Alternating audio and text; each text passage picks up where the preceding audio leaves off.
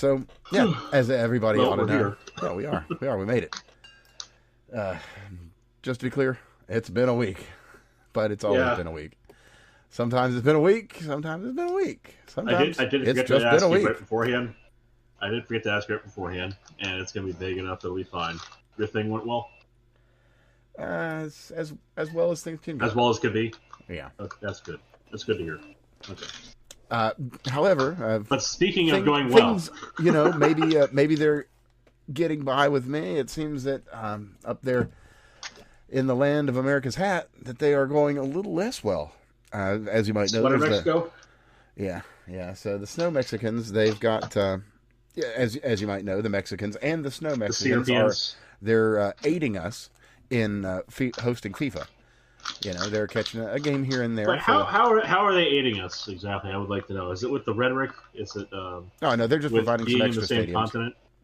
They're providing some stadiums so that people can experience what it's like to be okay. unreasonably hot, as opposed to just really hot. And of course, to experience what it's like to live in LA when Karen Bass doesn't send down the order to clean everything up because Europeans are coming into town. Oh, Sorry, you mean Toronto. when there's not a fire cleaning up the houses? Yeah. Basically, when cleaning up actually has occurred, that's the experience they're getting in LA because they did do some cleanup out there. Wait, hold on a second. Are we Toronto, using it as a euphemism for ice? Or sorry, nice. Rather? No, not at all. Actually, just like when she came to town, they made sure that the streets are nice, that everything looks good for the visitors. Yeah, that thing that proved that it's not because we can't, but it's that we can, and they're just evil. Got it right. Yeah. So they did that. So LA looks nice. Mark Kearney, up there, in our Hatland, the Canadian part. He thought that would probably be too difficult, and they just kind of left Toronto to sit as it was, and so some visitors have gotten to experience the culture of Toronto. Oh, so they got to experience the sweater LA and sweater San Francisco then. Oh yeah. I mean, it even has what do they call them? Including the poop and use needles and all kinds of in the piss jugs. Oh yeah, they've got. I don't know if they call them that there. I think they call them le needles and fint zombies. Oh, you know what? I bet you it's the fact that the piss comes in bags instead of jugs. You're probably right. But that's funny enough. This is actually not the point I was going in on, because that's just tertiary to this, because that's just that's just part and parcel to living in a big city, Craig. That's just part and parcel to Toronto living. So everybody in Toronto knows that. I'm not giving you anything new here. It depends on what. It depends. Are you from Punjab or are you from Canada? With a K? Well, it's funny you should ask that, Craig. It's incredibly funny you should ask that specific question. I'm sure it is. Because Canada had their opener for FIFA just recently. Oh man! Their opening ceremony, and it was very representative of the newcomers to Canada. As you say, very Punjab. Like I said, there's a province in India called Canada that starts with a K, otherwise spelled the same. So, but when they come over and they say the new Canadians, they're actually old Canadians. It's just spelled a little different. Yeah, something like Although, that. A lot of them aren't necessarily coming from Punjab. There's the Hyderabad people. There's the New Delhi people. Well, I guess Hyderabad is really relocating to Texas more than it is Canada. Oh, and we'll get to that too. There's been a Southern lady that doesn't really care for that. Uh-huh. But we'll talk about her and her gifts in go. Because there's a fundraiser for these people when something bad happens in your life. Although that's a very different kind. That's more of a sand Mexico than it is a sweater Mexico thing. No, well, either way. Well, anywho, FIFA. I'm distracted us wildly here. Toronto is hosting openers for FIFA, and they decided to put an elephant in the room Quite literally, yes. Quite literally. Yeah. So the opening ceremony is in basically everything other than French and English. It is also in French and English, but it's also in like Hindi, Punjab. You know, the whole gamut of the subcontinent. You mean from a subcontinent of, I think, over 500 languages? Yeah. So they threw a bunch only in a there. paltry few. They only picked a paltry few to add to the French and English. Well, you know, it's there's only so much room. I mean, I have to ask: have these motherfuckers heard of subtitles? Well, they might have, but I can't tell you for sure about the subtitles, but I can tell you that they have heard of land acknowledgements, and they're very fond of them. Well, you know, that's the thing is English is spoken in just about every fucking country on the planet. It is the language of the UN. It's the language of international treaties. And then you have all these other languages, and if they're trying to push in as a tertiary language multiple languages from the subcontinent, they can fuck off. I'm sorry, but like I learned Spanish as my second language because, again, spoken by most of the people in this hemisphere, let alone about half the people in another hemisphere. Like, I just gotta say, like, pick the languages that everyone speaks. In Toronto, it's French and English. True. Fucking wild. Like, it's stupid enough that they're speaking French up there. Come on.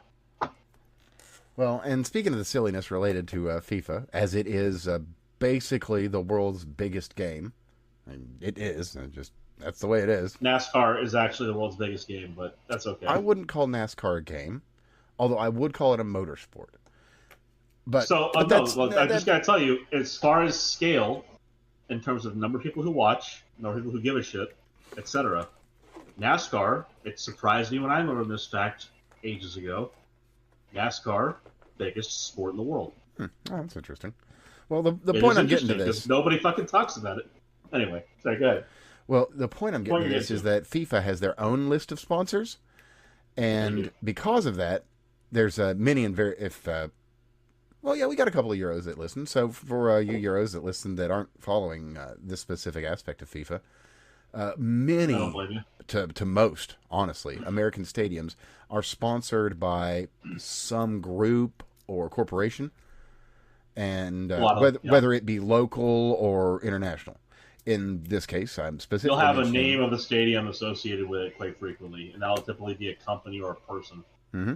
In this case, the Levi's Stadium, where they're an official sponsor. Yeah. So the jeans brand, not the Jews. Although, yeah, probably not the same there at this point. But Levi is not an official sponsor or partner of FIFA, and so since they're having one of the games at Levi Stadium, they covered the whole thing up. Like actually, took the Levi's part. Yeah, the logo in basically cloth. But what Levi has done is they've pissed them off. I don't know if it did or if they've just got smart people working there, because one thing I will say is we never really saw Levi dip heavily into the bullshit. I bet they just credit to them for everybody. That. They very well might have just, it might just be the Steam meme of like, why is everyone shooting themselves in the face? Right. I mean, it might just be that. Steam's a monopoly, toe trigger. Yeah. Well, anyway, they've changed their logo to the covered logo now, which is just kind of funny. Like that's how you run with it. That's how you do it. That's proper market response. Absolutely, that is very proper market. Yeah, that's what you do. It's absolutely like okay, that's how we're rolling. That's how we're rolling. You roll with a punch, and you're going the PT Barnum spectacle policy there. Everyone's a sucker with money to waste. The fool and their money are soon parted, and everyone's a sucker waiting to spend it on you. You go for that shit. Like you turn the spectacle of someone else being a retard into your branding. But on that note, Heinz has now laid into it as well. They have released their unofficial stadium ketchup, which has black bars over all the logos. So, it's kind of fun to see American companies kind of leaning into So I don't know if I still have it, but the Olympics is famously notorious for being litigious when it comes to anything with the Olympic name in it, as potentially being involved with their branding. I think I still have the website. I don't remember if I do, but I got something I was calling the Olympics Fact and Record Tracker. So Olympic Fart, which you can imagine was it was very interesting that was available, considering Sure. they went after Sucks brand websites. Steve, are you alive? Whoa. You know what? If I'm gonna suffer, I might as well tolerate you idiots. Hey, there you go. Well, we're talking about FIFA, so you can definitely increase your suffering potential there. God. I am just so sick. Like it came. I think I've had it for like 2 days now. But like, it's just a fever. Right? Okay. Yeah, it's just a fever. No, that's not bad. That's weird, but at least it's just fever. Yeah. Which obviously take that. I mean, to be fair, it's probably like the outcome of children being in daycare. That's a very distinct possibility. That's because I picked go up home and like you bring your kid from Petri dish to the house. So yeah. So like I think I've been sick for like 2 or 3 weeks straight now. Ooh. Different symptoms. I had like 3 days where it all went away and I felt great, and then all of a sudden it just like this week it's like a slow creep. It's like, oh fuck. That sucks. It does. Sorry to hear that, man. It does indeed. But it sounds like you guys are talking about nothing important. Oh yeah, pretty much. Exactly. Just, goodwill more than anything. Nobody gives a shit about soccer. Not really here in the States, pretty much, no. But it is. It's gaining a little bit of popularity because if you'll remember, every time America wins, you can get a 20-cent shake. So that's a pretty good reason to care. True. Oh, and we've been winning because some other people care. Oh, if you've got a Steak and Shake anywhere nearby, when America wins, you can get a 20-cent Patriot Shake. No shit. I unfortunately do not have a Steak and Shake nearby. I need to go to mine and inform them that I have not had any Patriot Shakes yet. But it was. They have a coupon card or what? No, it's like when they win, it's over the weekend. They run the special. Okay. So that they just have it going. Yeah. That said, America is going up against Turkey this week, so if they win, just as a note, don't actually have to win because the other two, they're already going into the actual finals. But if they win against Turkey, they'll do it again. So just kind of keep your eyes open. Win. It's a we're real gonna win. Well, the thing about it is, it's from what I understand, like Great Britain, Britain, is slated to do very well. Okay, Britain. Yeah, okay, Britain. I mean, they got Rupert Lowe anyway. So Britain is they're slated to do very well. They're expected to do really well in this, and it could. Okay. We could be doing 70, 76 all over again. You know what I'm saying? Mm-hmm. Well, I for the whole report, I saw the left come out and they're like, "Oh, I think the numbers are fucked up," and I think it falls into the same. It falls into the same problem that you run into with other topics that we've discussed, like for instance, the Holocaust. Right? Well, they just outright lied about the way that the numbers are supposed to be fudged. That's the problem. Well, that's one aspect. Like when it comes to the Holocaust and the 6 million number, it comes from this statistical interpolation of not one more. It's based on the statistical interpolation of the number of self-reported Jews prior to the event and after, and there's a 6 million drop. Well, is that an actual 6 million Jews were murdered, or is that a whole bunch of people that left the religion? It doesn't really matter.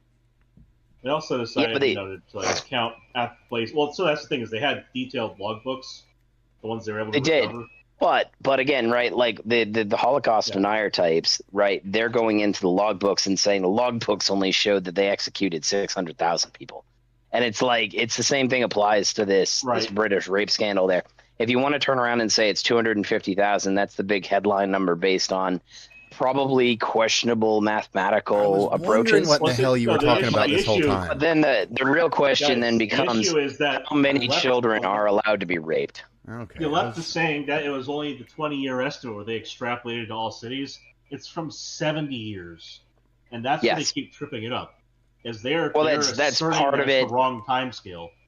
So I mean, I will go that I think the 250 is probably on the upper end of what actually has occurred. It's probably the upper bound of a 95%. But like what they know for sure is like 25,000, right? And it goes back to the same thing right after they asked the question you just did, which is how many is acceptable. It's like, okay, well, asshole, how many children is okay with being? How are you okay? Right, and it's the same thing. Like it just, if you want to sit there and argue, it's not 6 million Jews. Are you happy to be killed? How many Jews? Yeah, exactly.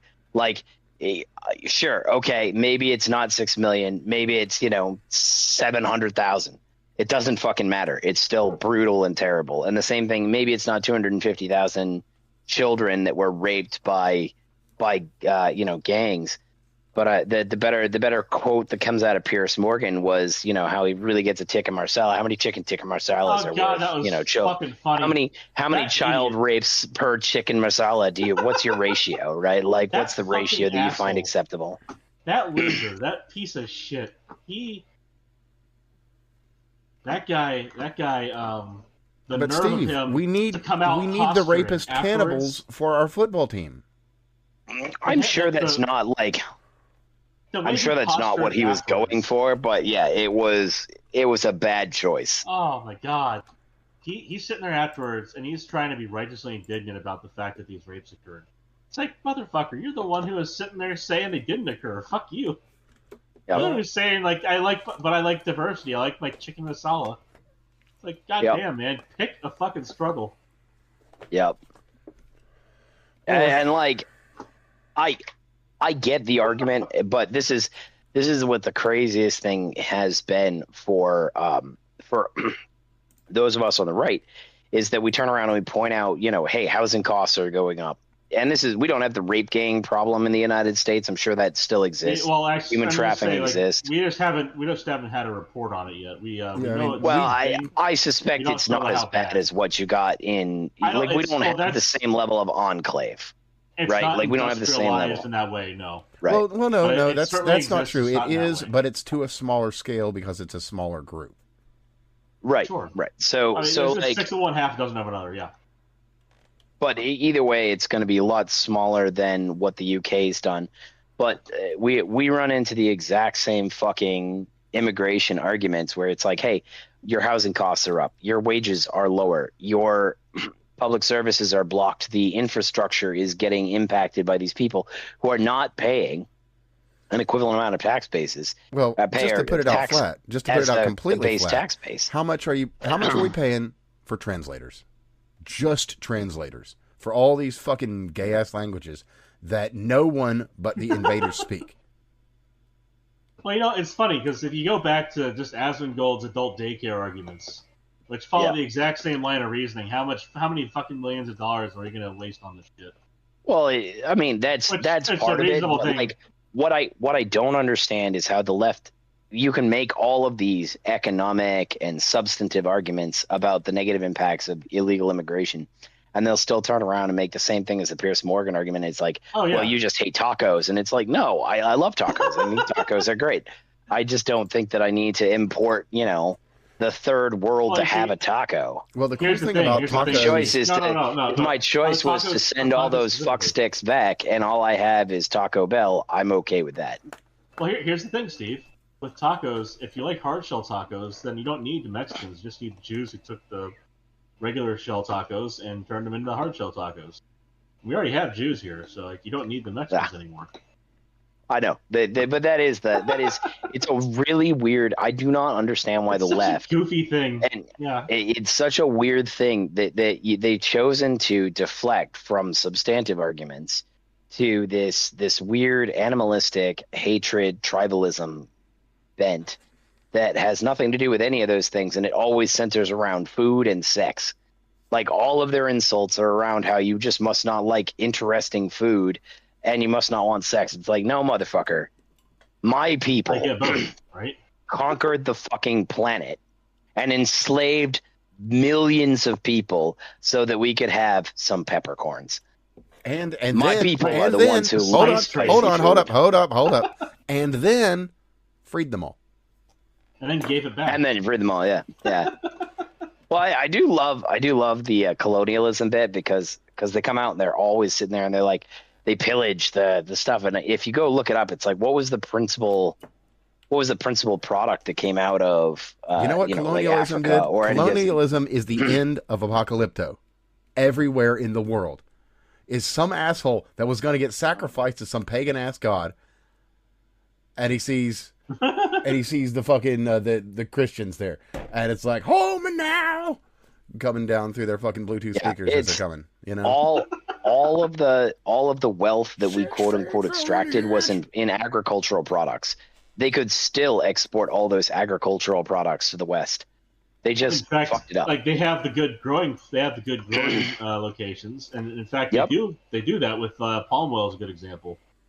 Yep. I mean, it's a terrible fucking ecological disaster rather. But as an economic situation, like they're doing pretty fucking good selling us palm oil. Well, on the opposite end of that, coffee. It's not a Coffee's disaster a good anyway. example. It's just a perfectly good plant that grows, but it only grows in certain places. You know, the only American coffee that grows is in Hawaii. Well, that and Kona is overpriced, but it's worth it. Just to like the experience and that said too. From what I understand, it. Kona is probably some of the best bean in the world. So I've been to Kona. You know, like I've been to that area. I've had the coffee. I like the coffee. It is I would say it's like a delicacy kind of thing. You know, it's a guilty pleasure kind of luxury. You don't go out of your way to get it because it's fucking expensive. True. But it tastes goddamn good. And also, if you're ever going to get Kona, do not get the fractional shit. Just get 100% Kona and spend the extra fucking money, and it's worth it. And they'd be like, oh, that's great. I'm not going to have this every day. And that's exactly the way it's supposed to be. It's like $100 for a bag. But, like, it's fucking tasty. Anyway. Oh, yeah. Kona ran over. Yeah, no worries. Oh, speaking of running over, we should probably talk about the mysterious individual whose name, description, and everything we know nothing about for throwing some children over a fence into a crocodile pen. Oh, right. The person who doesn't exist. The mystery man. The like the SUV that just killed people. Yeah, the mystery man who we know nothing about. The only thing we know is that he's not capable to stand trial, or even be under arrest for that matter. He's been bailed. What's always amazing about this stuff is it's like we bring it up and they go, oh, you're a racist. You're like, all right, well then why is it that you this why is it Coulter's law applies every time? On that specifically, let's just head right back on over to Britain, because there's nothing else to tell you about that, because there's nothing anyone is fucking saying. Because the only people that have the info won't release it, which tells us everything we need to know. But anyway, back to Britain and the perpetrators. So for the longest time, as you say, sir, as you say, we were told, now you can't just lump a group of people together because of the actions of a few.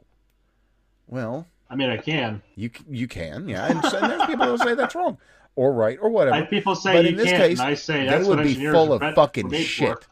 Completely fucking full of shit, because, as we've now learned, because of the rape gang inquiry, it is at least 85% one demographic. So this was self-identified. These are people with Muslim names versus people who are Muslims.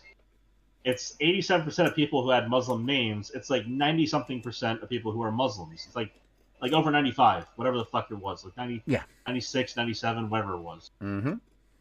It's mostly Muslims. A lot of whom are named in a way that, you know, it's not someone whose other name was Rajesh, but he's actually going by John today, these days. It's like 87% people who are Muhammad who came over here. Mm-hmm. Or came over there, I guess. Yep. So, yeah, that's pretty horrifying demographic numbers per capita, as it were. And here's the thing: there's 800,000, Pakistanis over there. They fucking raped 250,000 children, at least. And even if you spread this over 70 years, everyone fucking knew somebody who knew someone who was doing it. or knew someone who was doing it directly, or was doing it directly. Well, case in point, Like, the people that were the girls that talked about 30 men. 30 men. Yeah. Who knows 29 other people that you can just straight call up and be like, hey, you want to come down and rape this chick? Right. And at the very fucking minimum, never minding that all 29 show up, that none of them are willing to fucking turn you in. Oh my god. These people, like, here's the thing is I'm laughing at the absurdity of this, and the worst part is somebody got in trouble for laughing over the fucking rape report. Numerous people did. Well, there's one woman, one ugly, disgusting cunt in particular. Oh, who didn't? Who stood out. Yeah, she didn't get in trouble. She got in social trouble. Exactly, that's it. So she, in particular, the thing about her backstory is she's her from backstory the fucking is Reform. Very good. She's Reform Party. She wanted to be one of the people who was involved with the report, but she was going to charge some stupid fucking fee. So they told her to fucking kick rocks, and she got upset about that. Mm-hmm. So she was sitting there trying to be smug about actually, it. I want to be clear about that because it definitely does call for some clarification on Miss Donna Rachel. Her name, by the way. Yeah, well, that's her middle name. Well, that's what she goes by. It's like Donna _Rachel_ if you want to look her up. Right. She's locked down right now for some reason. I wonder why. Anyway. She is. Uh-huh. So, not only was she going to be charging Rupert Lowe and the people running the inquiry, that's actually her job. See, it is. So what she does, she is the dissident counselor, and the Survivors to See is to Hear, her organization. Well, if you want support, well, you can you can go ahead and pay for those features to be given to you. If you need support, it will be provided at a nominal fee. £5 a month. So yeah, that's who we're talking about. £20 a month for people who just want to be supporters, who are not raped or sexually assaulted. Now, I understand that a forum has costs, but these are specifically the kinds of things that if you're running a proper support group, the government is meant to be involved in paying for. And I don't mean meant as in like is ought. I mean like this is something they literally have fucking programs for. Yep. And never mind the whole issue of men not getting support. We're talking about children and women. They're gonna get support. Like there are dollars available for women and children, and support shelters or support forums, support groups. This is something that she could already be getting stuff from the government for, but instead, she turns around and either in addition to or instead of charges the people who are actually harmed £5 a month. The people who might be like their parents or their siblings, £20 a month. Mm-hmm. It's kind of fucking ridiculous. It's completely ridiculous. Are they not harmed enough? It's vampiric. That parasite. I'm glad she's shut down her forum in frustration over that shit. Yeah, those people should have been getting help from people who weren't going to prey on them. Mm-hmm. Oh, absolutely, well earned. Like what a cunt! I was incredulous when I fucking heard about that. I cannot believe there is some I believe there's people that evil, but I could not believe that they hadn't been filtered out by now. Turns out there's always another one. Well, and kind of related because this is. To be fair, I don't blame an individual for requesting to get paid to work on something like this. Right, but I think that like I said, there are dollars available from government to pay for that. Yeah, I don't think there was in this case. Well, if she didn't go ask for it, then she's not going to get it. But that's the whole thing. Yeah. The reason why they have those dollars available is for this kind of thing. I mean, but I also there's the an UK innocent is. Explanation. There is an innocent explanation where maybe. No, I mean that's separate. That's also separate from her behavior, right? Like personal accountability is a bitch, and it's something that women really struggle with. Well, hold on, because we have to stop right there because county lines are phone lines, not border demarcations. You can't traffic people over phone lines. You want to know how many people, in addition to myself, because I was that asshole too, just posted the fucking county map. Reply with the lines on it. Wait, with the lines on it, with the different names on either side of the line. Huh. This woman sitting there trying to be smug over that shit. If you ever dealt with someone who is very retarded and wrong, but is certain they're correct, this is the quintessential stupid person who thinks they're correct. That was actually my favorite part of the whole thing. Was her smugly chuckling over county lines. And on what you were saying there, Steve, just to address that specifically, she actually came into the inquiry offering to help, and then as they're like, "Okay, great, we'd like to work with you. Here's my rates." I'm not in any way. I'm not sitting there and justifying or defending her behavior, right? Like this is bitter bitch syndrome. Yeah. This is bitter bitch syndrome all the way down, 100%. Sure. Right. That's what this is. The fact that she decided to make the county lines argument and make laugh at it instead of being somber about it, it's all sour grapes. It's sour grapes, personal accountability, female responsibility. You did raise good points though. Yes, people should be paid for their work. Absolutely, they should. And I think that there are dollars available for that exact purpose that were made available. Maybe there are, maybe there aren't, right? And it has nothing to do with the way that she decided to behave after the fact, right? Certainly. She basically she turned around, she didn't get picked, right? And then she got pick me behavior, and then her response to the whole entire really I didn't get picked was she got all butt mad, and then turned around and proceeded to basically shoot herself in the fucking foot. Yeah. I hope it was worth it. That's all. Yeah. All I really got to say about that is I hope it was worth it, bitch. Yep. That's how you do it.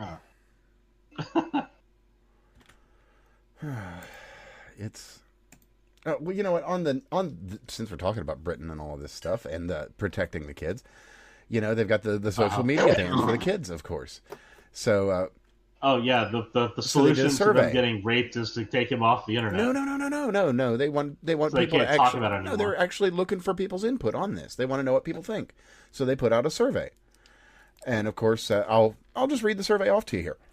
Okay, would you support it being a legal requirement for social media platforms to have a minimum age lower than 16? If so, which age should be appropriate? Select one option. I'll read you off all of the options, and I will skip none of them and leave none out. Do. Starting at the top. Yes, 12 years old and younger. Yes, 13 years old. Yes, 14 years old. Yes, 15 years old. No, it should be 16. Right. Don't know. Prefer not to say. Oh, okay. Mm-hmm. Now you're waiting for the next one, right? That's it. Okay. So yes, but right. I don't know, and I'm not going to answer. Mm-hmm. Right. Good job. I mean, I suppose there's a cynical part of me that I said it's not cynical. There's an optimistic part of me that was hoping for, there to be a more American option, if you will. Yeah, that'd be nice. But I knew it wasn't coming because it's fucking Britain. Uh-huh. And they're led by a bunch of sniveling communists right now. Yeah, they are. Although, to be fair, one sniveling communist will be stepping down very shortly, undoubtedly to be replaced with an even worse sniveling communist. But it's true. They'll put somebody in there that's definitely worse than Herr Starmer. Although, to be fair, it will be hard to find someone that's got a worse background, because I will remind everyone that Barrister Starmer and his Crown Prosecution Office made the call to let little Jimmy Savile go, because, I mean, he's just a royal bastard brother, He's fine. Leave him be. He's only raping kids. So, there was I saw a post from my buddy Elisa earlier about what would his biography would be, or his autobiography, and I Kier was I comma Kier was the top one, which was really fucking funny. Mm. Yeah. Like iRobot, but more like I Mein Kampf. I just, I think that really, I feel bad for the British people because they keep trying to vote their way out of the problem. Yeah, they're And learning it that it seems works like as well there in California as it does in California. Right. That's true. Well, but California, the majority actually supports the California rule. Like we might turn around and be like, "Oh my God, those poor underdog Republicans." But the reality is, the majority supports that rule. Well, actually, they In don't. England, They have voted against numerous times attempted to vote their way out of the problem in its entirety. Well, they And have every time in they vote, California they too. get somebody who comes in who does exactly the opposite of what they campaigned. They voted for. Well, yeah, So that's actually very Californian, if I'm being completely honest, because that's what happened in California. They voted to get rid of this the rights. They did. The judge but said, they also "Fuck had you." to vote on that 4 times or something ridiculous. They did, just like the EU. Every time they vote against it, just like in the EU, they say, "No, we don't want this." Oh, okay, well then we'll vote on it again. Well, we still don't want it. Well, that's fine. We'll vote on it again. But we still don't want it, and we didn't want it in the first place. No, that's fine. We'll vote on it again. Oh, we still don't want it. Well, that's fine. We're going to vote on it again. Well, we still don't want it. Well, that doesn't matter. We're going to go ahead and do it anyway. So, speaking of voting your way out of things, more relevant to me because girlfriend and all, but I did catch the Colombian elections tonight, and I want to say first off, the most striking thing about the elections. Congratulations to your girlfriend and the new leadership of Colombia. Oh, dude, 100%. Her state in particular voted like 3/4 for him. So, did I lose you? I don't think I did. I remember still here. Okay, no. So in particular, the thing that struck me most about their election, and I know that they're basically about the size of one of our states. Like they're about, it's like if they're about the size as far as like population and so on. Like they're about the size of Florida or Texas. Not that many people. Like about 25 million or so, or 26 million voted tonight or today, whatever. The thing that struck me was they have a specific website that collates the election results. That all the reporting, the majority of the reporting took a few hours to get done.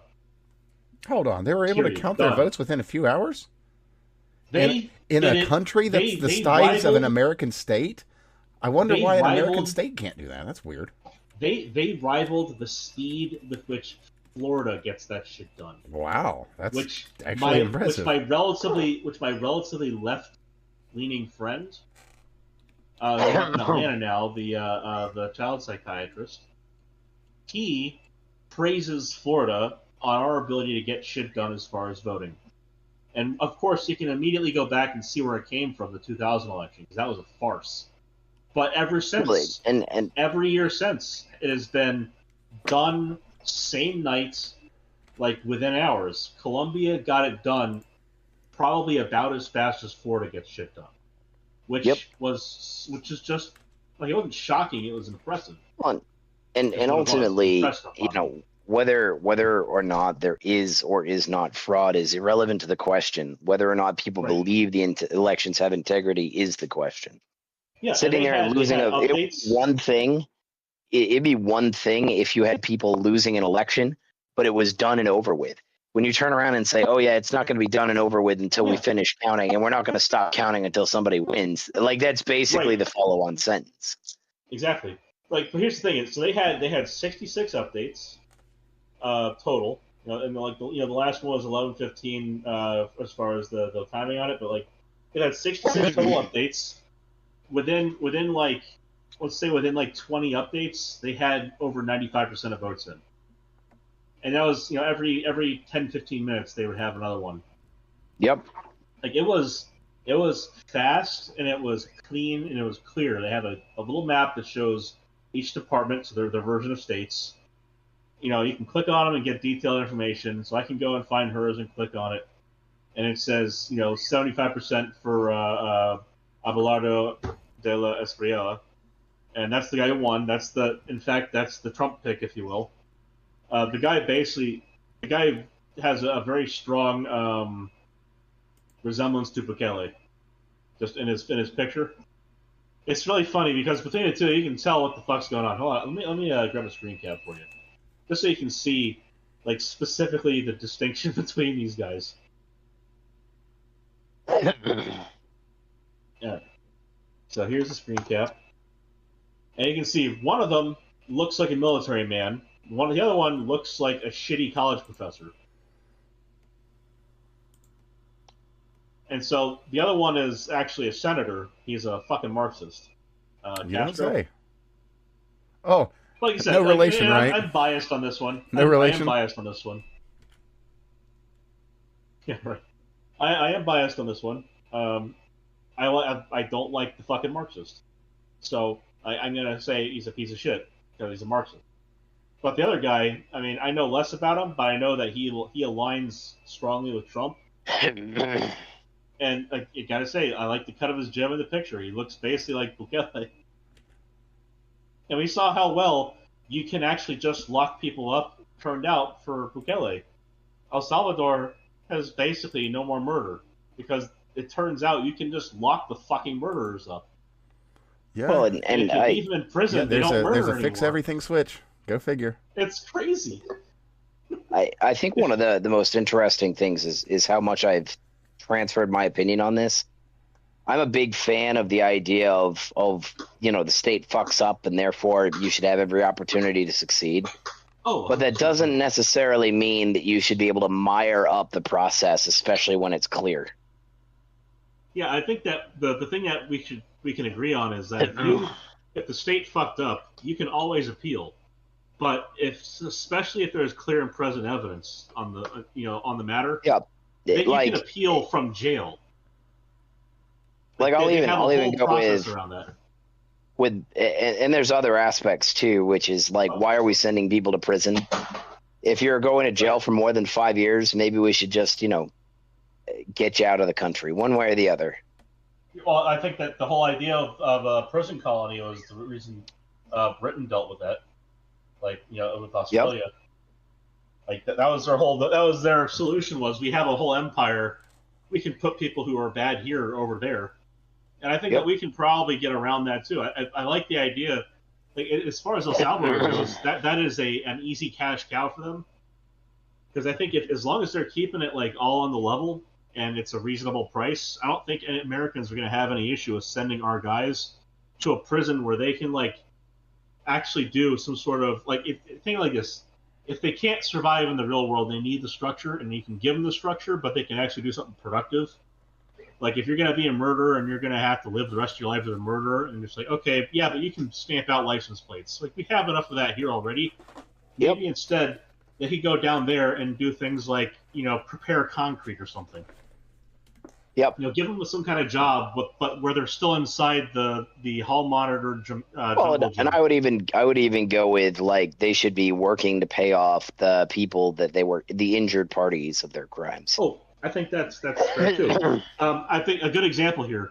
I think that that Carmelo Anthony should be able to get out of prison as soon as he can bring back the guy he killed. Yeah. As soon as he comes back to life, his debt to society is paid. How about that one? I like that. That's not a great unfair. idea. I mean that does work out. The Anthony family is made whole. So as soon as Mr. Metcalf comes back from the grave, as soon as his coffin is open and they've still got a little bit of apologizing to do for kicking him out of the venues and being assholes. Slight and inconveniencing. But hey, if they can do that, then we can maybe consider letting bygones be bygones. See, unfortunately, Houdini pretty conclusively proved that the whole afterlife contact thing, not very helpful. So, especially, I like the origin story on that one, where the guy tried to swindle him by telling him he could talk to Houdini's dead mother.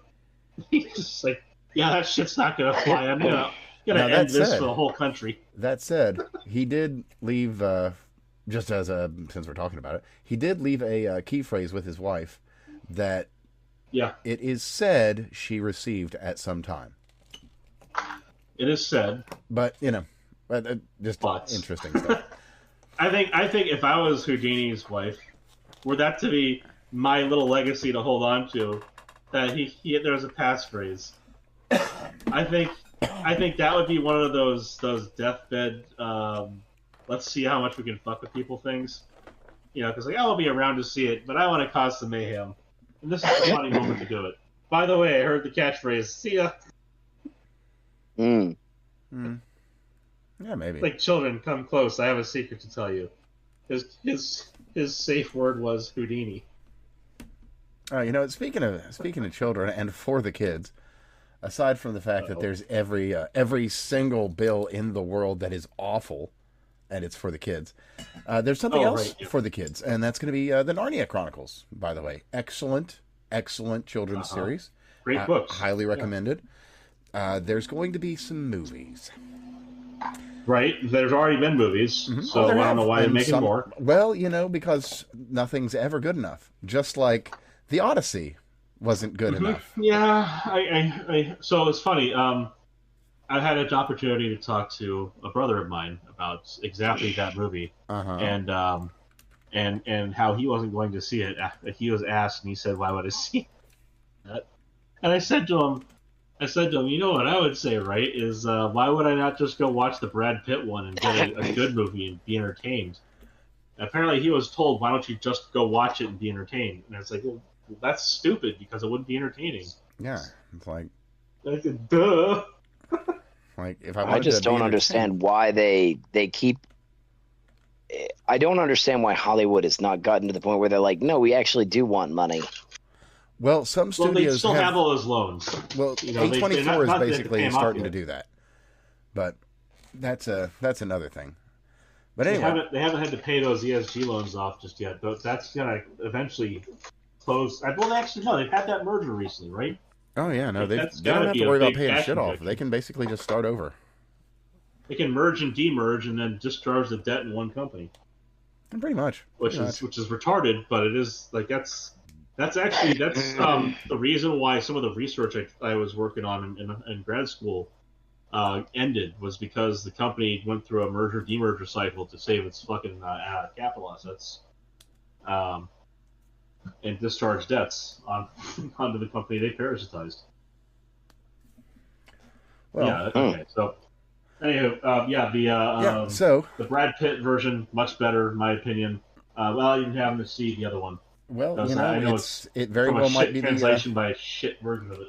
Well, we might be looking at a similar situation. So let me break it down for you. And there's a half dozen other ones too. Like you got Stargate SG-1. Mm-hmm. They originally hired everybody to come in and bring that in for Amazon, and then Amazon's like, no, we want to remake it for the modern audience. And you're like, and they said no. Yeah, and by the way, just as a by the by, if you're not following Undoomed, he's running a great campaign to get that back. So give him a look. Yeah, they're doing the Save Stargate thing, which, by the way, I 100% support. Yeah, and it's doing well. I think they need to get Cavill in there. Is what they would do it. They're starting to get some names. Cavill? They've actually they've got they got Shanks involved and the commander. MacGyver. Jack O'Neill. Yes, yeah, he's behind it, so it's good. They've got a couple of really decent folks. And I'd like to see it. If they went and they got... Yeah, but I thought they canceled it. I thought they canceled the good version. They did. Yeah, there's nothing happening now. They did, now. but they're trying to save it right now. They're trying to... Oh, are they? Yeah, because the people who were involved saw the backlash for the cancellation notice, and so they did, hashtag Save Stargate, and that's what the Save Stargate thing on X is right now. Yeah, and it's that trend, if you see it, that's them trying to save it by convincing Amazon that the audience does exist, will pay you.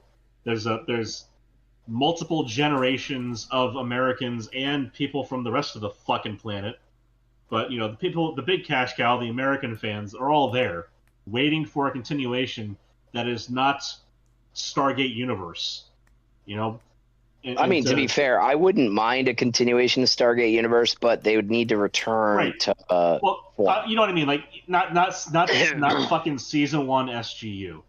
People want People want SG1. People want Stargate Atlantis. They don't want SGU season 1 with the bullshit that came with that. No, they don't. Nope. And now if they made it, and they set at the end of SGU season 2, they did tee it up for something really cool, and then they just left it there. And this could be a great opportunity to bring it back because it's been enough time. There's a new generation of people coming into this. There's fucking 15, 16, so that's 17 different seasons of Stargate-related shows that people can catch up on and binge on Amazon services with Amazon's ads just to get reacquainted for Amazon's new show. Like, that is making money for nothing right there, as far as Amazon is concerned. Like, an ad read on a show that's being shown on Amazon's platform is what pays for the view. Like, and then some. So their built-in ad reads are what pay for that, and they do pay for it, as well as the subscription services. Like, they make money hand over fist on that. There's no reason, there's no downside here except that they're not going to please some DEI retard. And that's the rub, is they just got to get over that little hump. However the hell they do that. And just to clarify that a little bit, I don't know what minimum viewership they need, but to be fair, it would be really, really hard to go back to a continuation of the original Stargate series. Yeah, not really. Yeah. It's been years, but just to give some information for people, what had happened there, guys, give me just 1 second here to break this down for people. What had happened is Martin Garrow, he was the original showrunner. He was one of the background guys, one of the not one of the original showrunners, but he was one of the original writers with Atlantis and Stargate 1, or SG-1. Right. And he was tasked to be the new showrunner for this. A guy that's basically, they got a Henry Cavill, to put it simply. And yeah, they got a purist. And that just isn't going to work. Yeah, and that's where they decided to be upset about things. It's like, well, fuck you guys. Let's do it anyway. But I'll throw a link in here for Undoomed, because he's actually running an event that'll be going an actual Save Stargate event that's going to be going on in New York City. Yeah. Awesome. But what I was wanting to say too about Narnia is that unfortunately it did not get such a treatment. So it is headed by Greta Gerwig. So either they're going to stumble into something amazing, a la Barbie, or it's going to be garbage. So for Aslan, you're going to love this. Meryl Streep. Now she's a talented actress. Sure. Right off the bat, she is talented actress. Wouldn't necessarily put her as a Christ I analog. don't think she's a deep-voiced male lion. Same. And so Frank the Cabbie and his wife Helen, the first king and queen of Narnia, are blacks now. I say this assuming that they haven't turned Aslan into some sort of fucked up giraffe. We don't know yet. But wait, it's not set in the 1900s. Oh yes, it's set in the 50s. So what that means? Set in Wakanda. Fucking ridiculous. Well, better, actually, because that means they're doing the first movie, which means it takes place because the film is in the 50s. That means that when The Lion, the Witch, and the Wardrobe rolls out, right, it will be occurring in the 90s, with the 90s issues and not 40s issues. So that means they're going to be talking about fucking bullshit instead of the Great War. So, yeah. They, only ruin everything they touch. Hold the fucking phone. Does that mean they're going to be talking about the ridiculous murder rate among blacks, or what? That's they got the race swapped. King and Queen of Narnia. So maybe there'll be something there. Maybe they'll. I don't mean to come out and do the old fogey thing. Let's talk about the blacks, but it's like in the 90s, the crime went from like ridiculously high in 92 to reasonable in 97, and there was a reason behind that. And it's not a great reason, but there was a reason. Yeah, there was some stopping and some frisking. There's a lot of Democrats who run away from that reason these days. Yeah, well, they run away from a lot of things these days, but yes. That's fair. What was the reason? The Nadler bill. The one where they just basically criminalized being black. Ah. Which, stop and frisk, everything basically. Yeah, like, the one that going Clinton hard. helped promote by calling them a bunch of jungle animals. That evil shit. It turns out that if you arrest not just all the black people committing crime, but just a bunch of black people, you get some of the people who are doing the crime at the same time. It's one of those shitty correlations where it's per capita, you funny jokester. It's like the targeting was bad, but they did get the problem. It's like, well, that's not going to excuse it. It's a bunch of people in prison who didn't actually do anything wrong. Well, these things happen, as it were. You win some, you lose some. Yeah, tell that to Al Gore. Well, if I'm to tell him, he was just never wrong. Even though we do still have icebergs, he wasn't wrong. Even though we still have. Yeah, you see, he was president for 8 years. That's what he knows. Mm-hmm. He saved America from Al Qaeda and stuff. Yeah. Oh, well, speaking of saving people from others, we should probably give an update on that notorious. He saved Private Ryan. God damn it. Well, a little different in this case, but in this case, we're updating on the Milwaukee County judge by the name of Hannah Dugan. Oh, okay. Not Dugan Ashley. Unfortunately, I have no updates there, but we'll be keeping an eye on that one. Free Dugan Ashley, just as by the way. But Hannah Dugan will not be freed.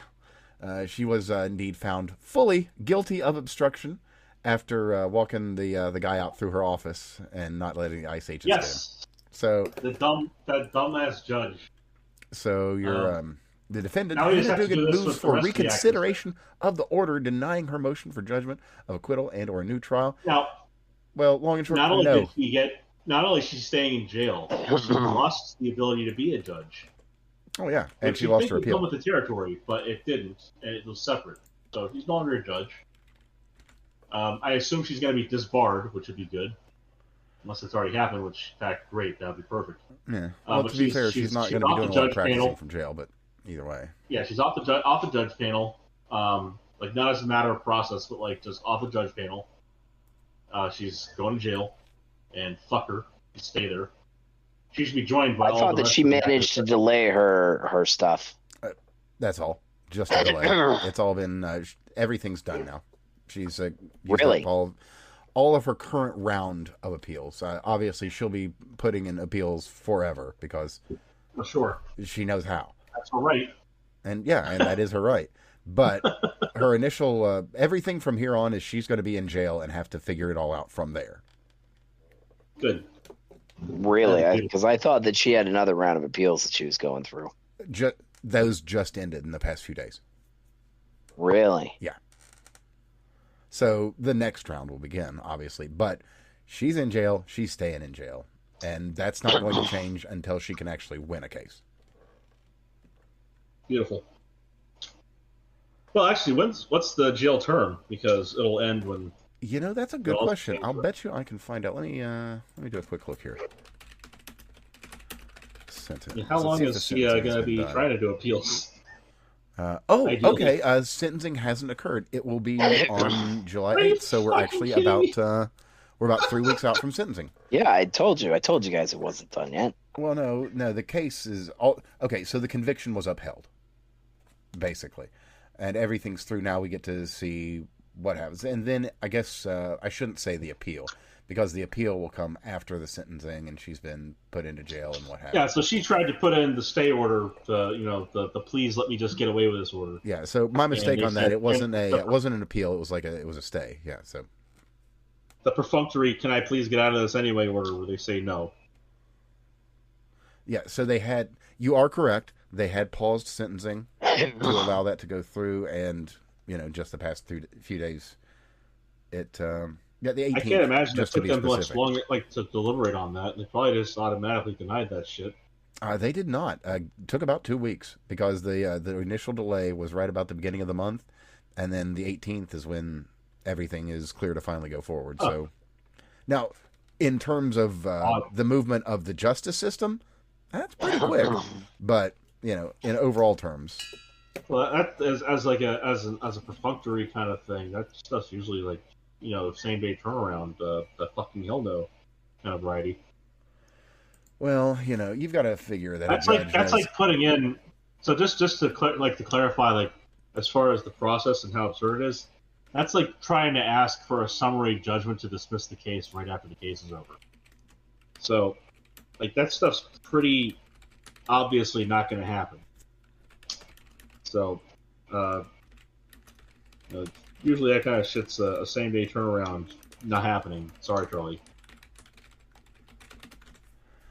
Sorry indeed. But yeah, speaking of people who are sorry, there was also an event in Chicago, a horribly terrifying racist event. Actually, someone was out there. The KKK, of course, the Democratic KKK, obviously, was out there burning crosses or burning a cross. Anyway, in Chicago, The one that had the MAGA hat on top. Mm-hmm. Yeah, I heard about this. Yeah. Right. It was not a MAGA hat. It was just a red hat. Sorry. Yeah. Sure. But there was a burning cross out there in the Chicago park. Somebody was running. The one that the socialist Asian guy lit. Yes. A gay socialist Asian guy actually lit that fire. But yes. So again, the demand for racism is, as ever, outstripping the supply. Although I'm telling you, they keep this shit up, they are starting to build a little bit of a supply. There's actually, who knows? They might see some gains, if that's really what they're after. Man. Yeah, you see, they're kind of getting over it over there in England. The fuck you white bitch kind of gangs. Yeah, well, those football teams, they need the strikers. And, you got to have that chicken tikka marsala. Oh, the other thing about that. Yeah, so to the Brits, just to help you guys out here, there's these things called cookbooks. And they have recipes, sometimes from all over the world, that you can just follow. There are international ones, yes. Yeah.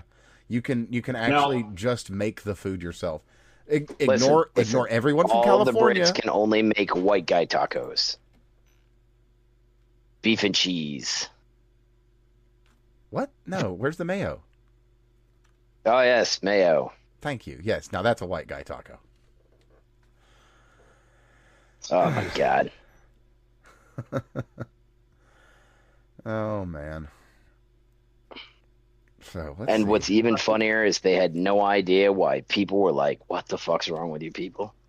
But in actuality, it's basically been people that have been trying to do genuine tacos, not like white guyified tacos that have been catching all the hell. That said, there is some... Fuck if I can remember where it was. I think it was in Texas. Like some little local taco stand or something that some guys put together. And just some fucking idiot from TikTok, some lady went in there and was like, I'll bet these guys are white supremacists that support Donald Trump, and just talking a bunch of dumb shit.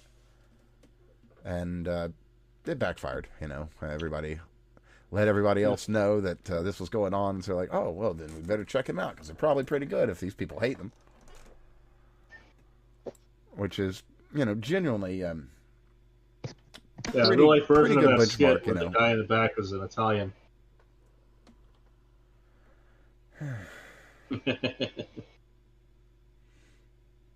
And well, speaking of looks, we've got we'll go with bad look number 1, which I haven't seen anything else on since, and we probably won't because nothing came of it. But at the just before the UFC thing here that went down, it turned out that Eric Trump was sending some maybe not, because it's all gone now and it's all DMs, so we can't fully verify until Eric Trump reveals the truth. So we'll never know. But apparently he was trying to make some big man calls regarding who wins and who loses at UFC, and Dana and everybody else wasn't having any of that shit. Well, So, why would they? Yeah, he was talking to someone by the name of Daniel. I think Daniel Cormier. I mean, which is one of the. He's not president. His dad is. The fuck's he gonna do? Exactly. But and Dana White knows his dad, not him. Yeah. All right, guess what I'm gonna do with that message? I'm gonna show your dad. So wait, was he trying to rig the fight? I'll just read you the last few of the messages to get it out for you. So this will be from Daniel in reply. Alleged messages, right? Yeah, right. So We've got, he said, anything you tell me about the fighters of tomorrow, who you're liking, to which Daniel replied, haha, I like to stay unbiased, but I love to watch Nickel fight. Said Eric says, are you placing any bets? Said, no, I'm actually not allowed to bet on any cards or anything. He replies, are any of the fighters injured that you know of? He says, I'm not quite sure why you're asking me this, but I think they're all in good shape. To which, and again, this is all alleged, but, the allegation being, I'll just cut to the chase. Are any of the fights tomorrow rigged? I've been eyeing the Lopez fight and think an upset would be too unrealistic, $. To which Daniel replies, none of our fights are rigged, and honestly, I'm appalled that you would even ask me something like that. I was going to say, this is sounding a little bit like, is the kids, the guy, like, Don Jr. seems like he's smarter than this, is all I'm going to say. Like, he seems smarter than this. Well, he is. I was talking about Eric. Okay. The notoriously not smart one. I mean, I was going to say, even Eric seems like he'd be smarter than this, but... You know what? If it's all validated, then they should be, I think it's hilarious. Punished accordingly.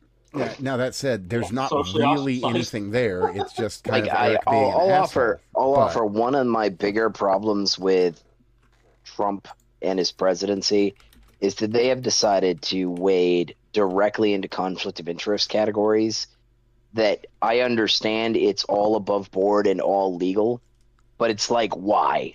Why are you sitting there and doing things like Trump coin and selling merch and stuff like that? It's just like, he doesn't need the money, right? And it takes away a whole line of criticism that could be offered to him. I get it. People are going to want to pay for that stuff anyways. And you can make the argument that if I'm not selling it, other people will sell it for me.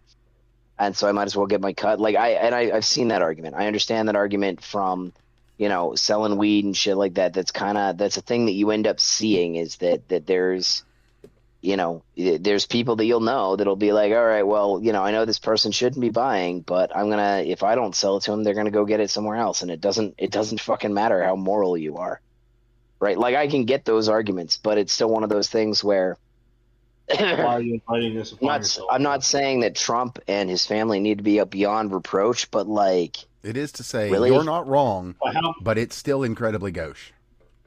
Yeah. But how much reproach are we talking about? Like, getting to is the other side of that. It's like, you don't need to be beyond reproach, but how much are you gonna be wading through by the time you're done? What's the balance point here that you're willing to accept, and why is that we weren't aware of all that before we voted? It's another point to ask on that one. But I agree. Like, there's stuff that's just kind of like, it's crass. Right. Like, and again, don't get me wrong. Like, the left goes overboard all the time on Trump, but that doesn't mean that there's not legitimate things that you can be like, hey, bro, come on. Yeah. Well, actually, that's one of the points we've railed on here a number of times, is that there are perfectly reasonable things you can say about Trump if you want to criticize the guy. Perfectly reasonable things. But then they're like, he rapes kids. Like, yeah. Like, you could have had an argument, and then you're just like, I'm just going to completely shut this shit down with crazy talk. It's the pedophile bunch. Any of those things that it's like, there's no basis whatsoever. Like, I get it. They're going to sit there and do that. They constructed the whole thing with what's E. Jean Carroll. There's a ton of stuff that's bullshit. But like, my favorite. He's an educated rapist, Steve. He's been educated as a rapist. Right. It's like they just don't have to do that. It's when you have the leftists who showed up saying that shit, and they just happen to be Muslim. Right, and by the way, if Trump was not doing sketchy ass bullshit that is legally correct or legally okay, but ethically and morally, kind of bankrupt, if he wasn't doing that, those people would look all the crazier. Yeah, but that's it. They'd still be doing all of that and probably coming up with even more bullshit. They would, but if you feed, like, this is the thing, is like, you don't feed the fucking pigeons, right? They're gonna eat and shit and crap all over things, but you don't feed them. True, but by that same notion, it's like asking Powdered Toast Man not to be spreading toast everywhere. So it's one of those things, Yep. So it's like, hey, son, don't rise tomorrow for me. Donald Trump's going to do some dumb shit. Okay, yeah, the King Canute argument, sure. But speaking of dumb shit, we've got an Anthony update. An Anthony family update, not just Carmelo himself. Yeah. So now that not a Fauci one, just the Anthony one. Yeah. No, well, I know. I'm leading into that one. There actually isn't a specific Fauci update, but there are some Fauci rumblings, some big, some heavy-duty rumblings. We'll come back to that after the Anthony family. Yeah, but anyway, the Anthony family. So now that it's done and everything is decided, and now it can be done as appeals. Well, there's trouble in paradise. So what do you think the odds are that he makes it through prison? Not bad. Not as good as what you might call a non-soft boy. And Carmelo's a soft boy. I think he's going to need. I think he's going to be ordering himself a lot of Johnson & Johnson products. Yeah, he's going to want a pillow that's got a really good pillowcase on it, very tough, good for biting, that won't tear. Yeah. I have a feeling because Carmelo's kind of a soft boy, kind of soft. Anyway. Well, he's either going to get tough or he's going to be toughened in certain places. There's a line in a classic movie, Denzel Washington movie. You should go watch it, where they talk about the prison experience, and I think that Carmelo is going to get a full ride, if you will, or even a filling experience in prison. He's going to have you fulfilled. He is going to be full and filled in prison. Yes. Undoubtedly. Anyway, we don't support prison justice, but sometimes that's the only justice there is in the world. Anyway, there's specific prison justice I do support, and that involves murderers and pedophiles. I have the rule of, if it's over 5 years for the sentence, we should give you the option to go be denaturalized and deported to a country of, one of the African subcontinent countries that's really poor. We give you the cost it would cost to house you in jail, and we give the government receiving you that cost. And, you're just not allowed back to the United States for the entire period of time that you are supposed to be incarcerated. We say, hey, no, just for the period of time, like if they lived, if you turn around and said, Carmelo Anthony, off you go, and you're going to enjoy Liberia. You're going to go to Liberia or wherever the poorest country is, and you're going to live out your life there for 35 years. I think that would be worse than prison. Yeah, maybe. That is fair. I think so. Although that said, in the long term, it kind of wouldn't, because you'd end up with Australia situations where the prisons would actually eventually become nice. I think that at any time during those 35 years, he should be able to pick a 5-year period where he is in jail here. Well, either way, this is just conjecture and thought exercises. Oh, yeah. Whereas I actually have some real news.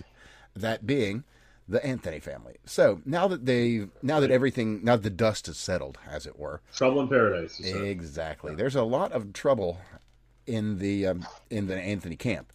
So there's a fellow by the name of Charleston White, who was very very helpful in the prosecution, getting evidence for the family, trying to what's the term I'm looking for here? Not prosecute for the family, advocate for the family. Persecute. Yes, actually, but to be an advocate for the Anthony family. So what's happened is now that because he was just like, look, I like you guys, I like Carmelo, I'm gonna do what I can for you. But now the family, that now the money spigot has turned off. They really liked that money, and Charleston White is a legitimate guy, insofar as one can be in these situations. Oh, are they trying to do the fishback maneuver? Well, where you don't pay the lawyer and then you try to sue them?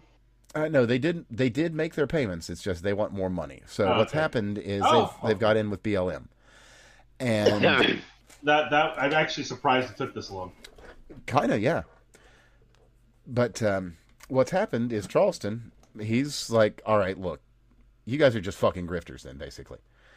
And has proved it. No. He's saying now that, now we all know about how much money was raised, some 600,000+. Right. What he's putting out there is that privately, they also raised more money than that. Not just more money, but more money than that they raised in the early days on one day that they were out asking for money. One given day, they raised $1 million, which is to tell us that they had potentially. This is why they were able to buy that big house. Exactly that. Because there's no way they would get the down payment on that out of the $600,000 without accounting for it. Exactly. And his main issue with this is that they're not being clear with where the money's going because they're starting more fundraisers. Why would they be? Mm-hmm. They don't have to be. They're assholes. Exactly. And his own words are that Carmelo's father is a weak man focused on playing victim, and he doesn't want any more associations. Right. I think that's actually a reasonable framing of that as far as like how he should be going about picking his clients. Because as a lawyer, you're not allowed to solicit clients, but you sure are allowed to drop them. Mm-hmm. So, well, again, they spent all of that money on lifestyle choices, and then they gave him a public defender. Exactly. That's a bit of a mischaracterization. They did not have a public defender. Just real quick, in case somehow you're like, who the fuck is Charleston White? He's a comedian and an actor. Lawyer. Just as a by the by, comedian, actor, motivational speaker guy, podcaster guy. They did pay for a private lawyer. That is. Yeah, he's not the lawyer. He's just been a dude, an online dude advocating for him. He is now attempting to get public representation. He is he has filed the forms for indigence. Yeah, and just also another clarifying point on that, they did not actually they did have a proper attorney for the trial. They did not at that time, because some of the money did go towards proper representation. So at that time, it wasn't a public defender. It was an actual real deal defender that still... Well, there's a reason why Anthony didn't go up and testify, because the public defender might have just been like, nah, fuck it. You'll kill it. You'll kill it, Carmelo. Just like you... Anyway. So, Don't worry. You'll stab it right in the heart. Oh, wait. Sorry. That was a bad taste. Job. You're going to slay him, Carmelo. Oh. Ah, shit. Ah, God. So, yeah, they Terribly didn't... sorry. The initial round was not a public defender, but the following rounds, now that they've been so thoughtful, with their money, will be a public defender. So, good luck, Carmelo. Yeah, he's filed for indigence. That's gonna land him in the public defender pool. Okay, yeah. Wow, he put in $75,000 of his own money to help with the appeal. There's an attempt. And then he filed the indigence form. And now, Charleston has withdrawn support as of Saturday, June 13th. From clashing with the father, calling him Saul for allegedly focusing on personal funds from the Gifts and Go. Okay, this is a nice article. I'll throw this in for the in the links below, so that anybody wants to get kind of familiarized with the immediate situation, you can. Even funnier still, it's via the Hindustan Times, but Oh, well, you see, I don't expect problem number one.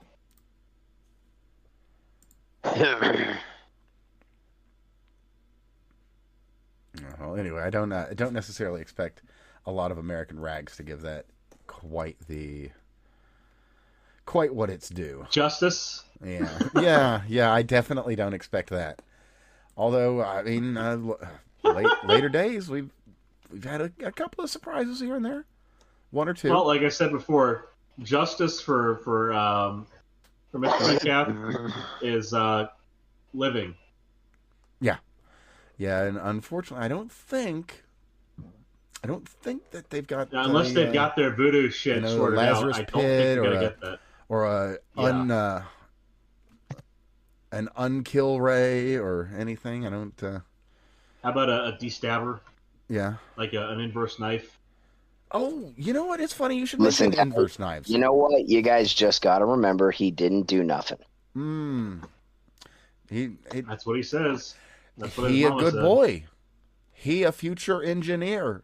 He a future nuclear engineer, rocket surgeon, pilot. I mean, to be fair, he was actually like his grades were good. He had was actually 3.71 or something GPA, which is not bad. Yeah, and he was. It's not bad. It's not bad. Like we can turn around and make the argument of the 15-minute person. Now, but realistically, it is actually in some ways. In some ways, it's a real shame that I think he threw his life away, and that's a really stupid thing that he did. I think that the fact that he premeditated it is fucking disgusting too. Yep, and that's my wife is always her thought process on the whole thing is she wants to know what the actual motivation was. He wanted to stab someone. Yeah, there is no other legitimate anything to it. It's like I don't know. Like he went in there looking for a fucking fight that day. Right. I don't know how the fuck he proves otherwise. He wanted to stab someone. Well, see, I don't know. I don't know. Maybe he was on fucking. Maybe he was on fucking steroids at the time, and he got into a rage. Nobody ever brought that up. You'd think they would. I think it like this. Like, I brought a knife to school before. I've had a multi-tool in my backpack before. But I had specific reasons for it. Like we were going on a fucking school trip, and I wasn't going to be caught in the Everglades without a fucking knife on me. Well, or we had a bunch of stuff we were working on outside, and I had to construct stuff. I'm going to have a multi-tool on me.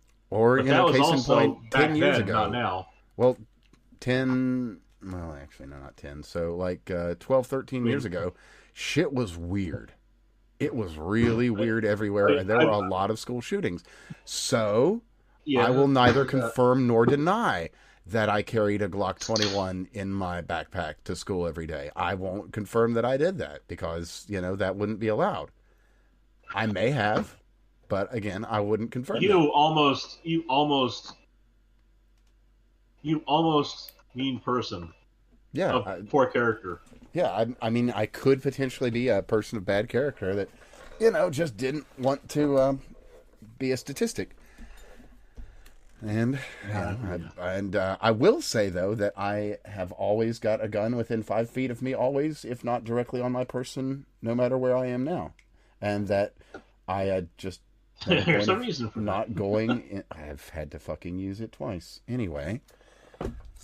But that's a story for another day. Not a good thing. That's a story for another day. Not a happy moment. No. Actually, thankfully, and I will be entirely honest, I've never had to pull the trigger on anybody, which is good. Which is fantastic. But I've had to draw it once, and just the fact that it was there was enough to diffuse the situation the other time, which is good. The nice thing about guns is a lot of times the mere presence is enough to change the odds in your favor. So yeah, you can turn something that was going to get really, really ugly into kind of a clunky encounter between two people where somebody walks away that might not have. Right. But anyway, that's neither here nor there. We should probably talk about somebody that could walk away, but maybe could have, maybe shouldn't have. I think what we're about to talk about here, it was probably, if we're to understand socioeconomic factors, it was probably just a mental health crisis or something personal. we don't know enough to answer any questions about this event right now. We don't know anything, and we cannot use broad brush strokes to paint a whole group of people because of the actions of a single or small group of people. So if you haven't heard, there was a Scottish fella the other day, and he was just out practicing his Scottish traditions, carrying traditional Scottish bladed implements as is part of his culture. And part of his religious acceptance. Absolutely. And he was trying to share his culture with the people that had invaded his country. And apparently the police don't like that. That seems a bit racist. It does. This 36-year-old Scottish man, he's investigating. They're saying that 5 people were stabbed. I think that they were just culturally enriched, personally. And I don't think they were, mate. Who's to say? I'm not a socioeconomic authority. I'm not a sociologist. I'm just not the person to answer these questions. But I can say, I can quote from the man. He said that I'm protecting the country from these fucking Muslim bastards raping our young daughters.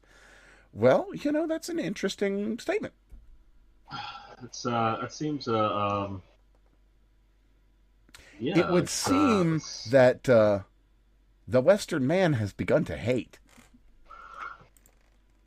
Oof. And that could... It's the Saxon who begins to hate, but... the Anglo-Saxon, as a matter of fact.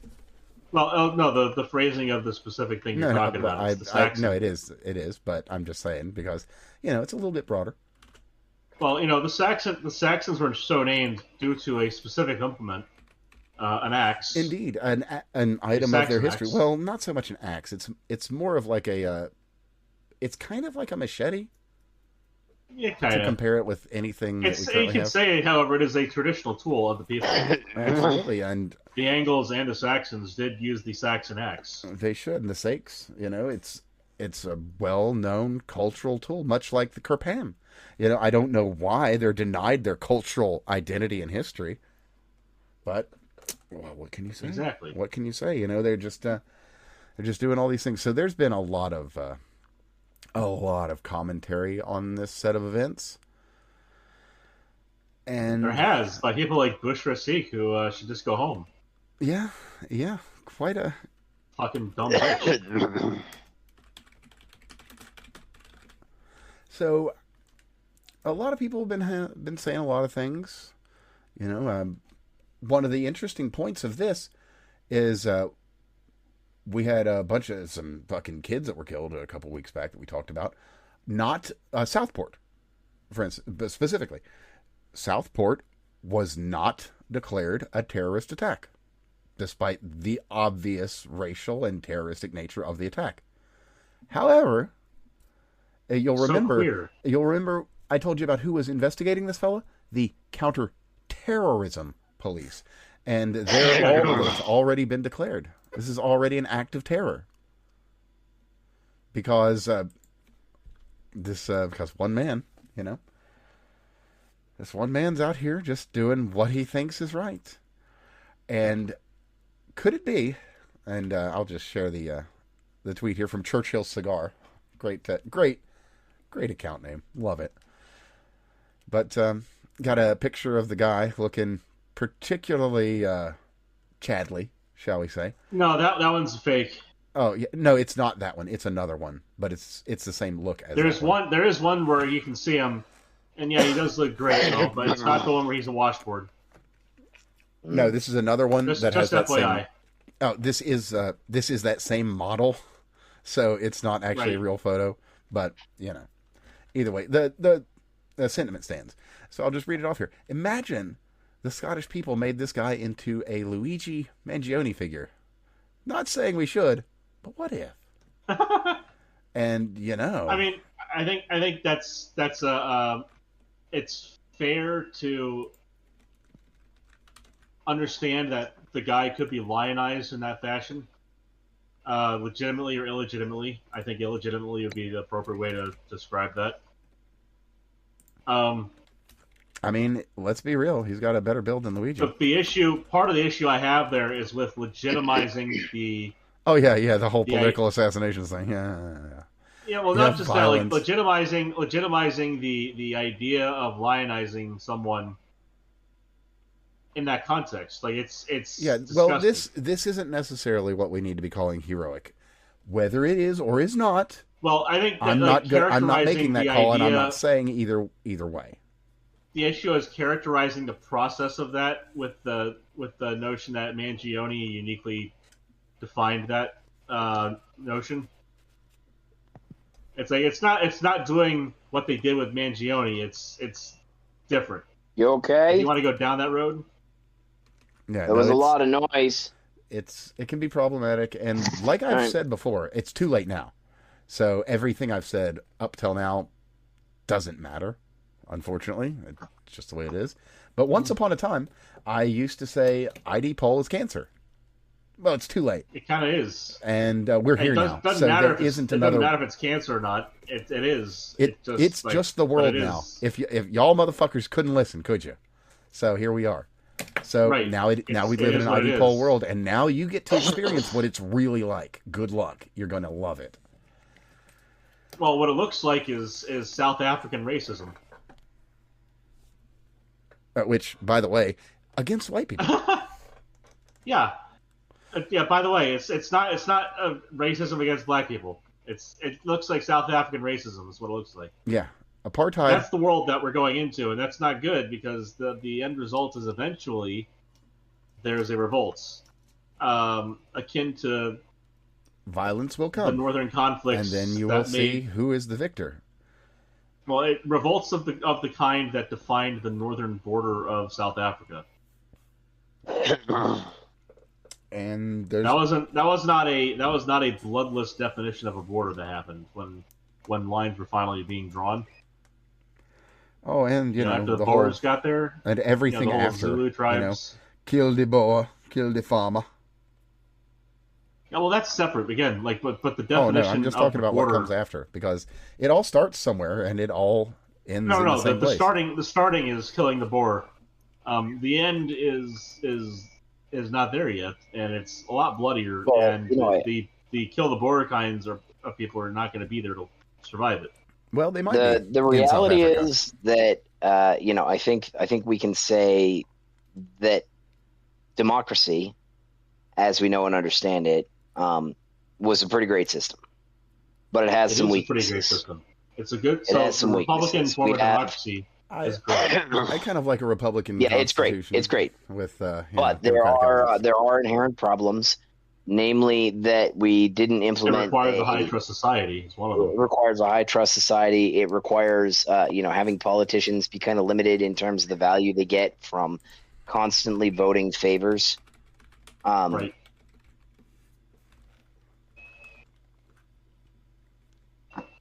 No, you're right. It's so it takes what's going to end up happening is we're going to get Starship Troopers. That's what's gonna happen. So I put up a video earlier. It's same concept. It's, how it feels to be an American in the age of colonizing space, basically. It's a 1 hour loop of that scene from the Space Marines game, where they're conquering the planet. Yeah, that one. So, like, we are. Let's also say this: of the countries on the planet, there is one so far that has Space Marines, and that is the United States. We will be leading on that. There is only one Space Force so far. Legitimately, I expect China will be the second. Well, I think what's going to end up happening is I think that we're no longer going to be looking for mass enfranchisement. I think that that's going to eventually start, not anytime soon, but that'll be starting to wane in terms of popularity. Oh yeah, no, people have learned that giving everyone the vote has not been the best choice. So like that's 100 to 120 years from now, we will probably be moving to societies where universal suffrage is no longer a thing. Suffrage is earned. Voting is earned. To be fair, the founding fathers pretty well had a they had a really good idea on this. You have to have a stake. It was okay. Hey, it was better than anything that existed prior. Well, the idea was that it's better than fucking anything that exists today, unfortunately. Well, the idea at the time was, as a citizen, you already have a stake. Those who they grandfathered into their system, and then it was you must be a landowning head of household who can vote for your family. And to be fair, was the whole notion. To be entirely fair, of the system, that included women, by the way. It did.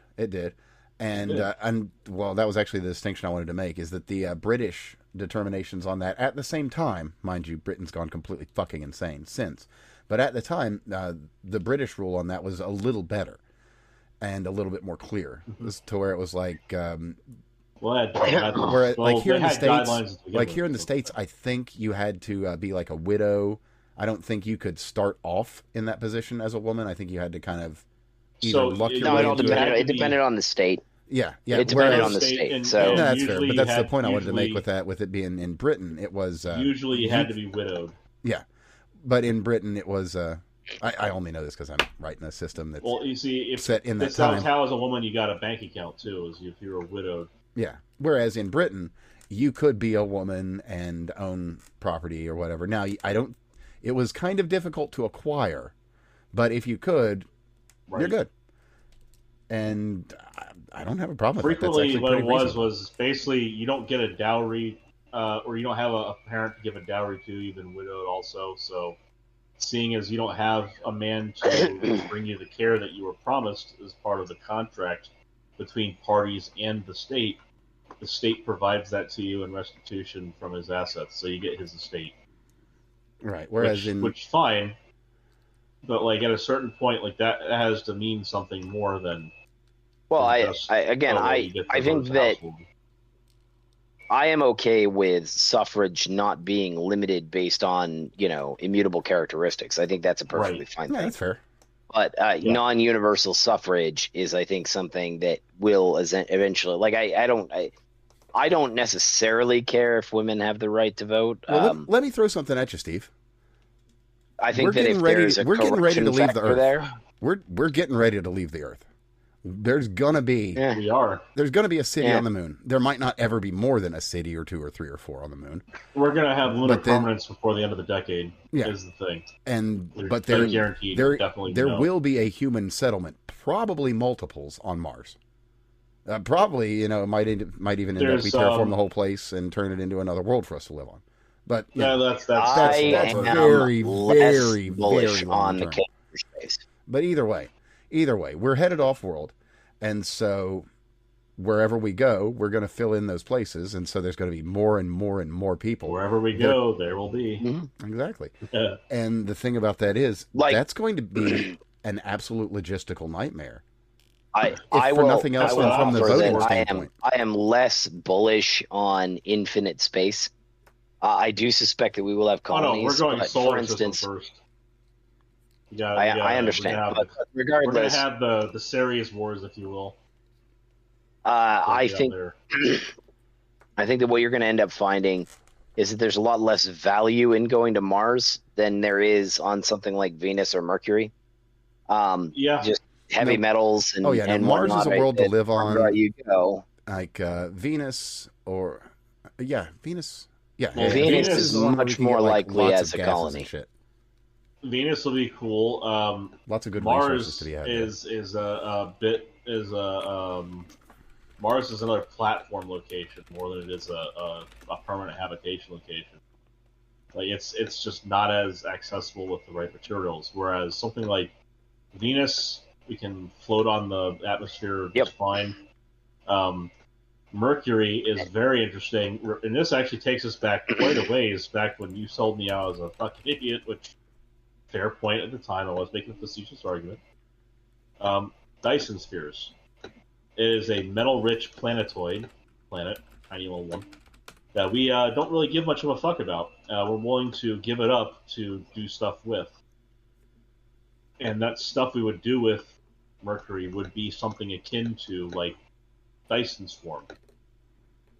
So we would basically make a bunch of big-ass fucking solar panels out of it, or reflectors. Well, That's the whole idea of that. I suspect that so like when we start talking about gravitational attraction and gravitational spin and stuff like that, as you go out, there are less heavy metals, and that means that the technical products that you can build further and further out is less valuable. The mining rates are not going to be there. And worse, they're bound up in more of a pain in the ass locations. Right. Now that being said, there's value in a lot of the moons of Jupiter, right? There's value in Mars. I would go to Saturn and go to Titan, right? It's like Titan is one, but like the amount of CO2 on Venus, that's going to be an integral building block. Venus, I think, will probably be. We get plastic. The moon is going to be valuable because it has very low gravity, and we have the ability. It should in theory have roughly the same metal composition as Earth. Actually, regolith is a very, very useful material. You can do quite a lot with it just in its raw form and some very basic processing. Well, it's good as aggregate no matter what you do. So, but the other thing is the regolith on the surface that we're going to want to remove to do stuff with in the first place, more importantly, has significant quantities of fusible materials within. In the multiple senses. It's got a lot of the important building blocks we need, like iron, aluminum. So when I say fusible materials, I mean we can just melt the rock, and we get the molten rock.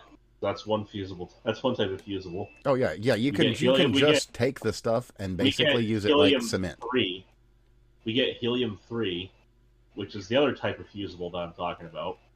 That's energy source. We also get there's not just iron and magnesium and aluminum up there. Like there is other building blocks that matter. Like there is a carbon component to this. Like we have enough on the regolith on the moon to do some interesting stuff with. There's silicon. Like we have enough to get important shit done.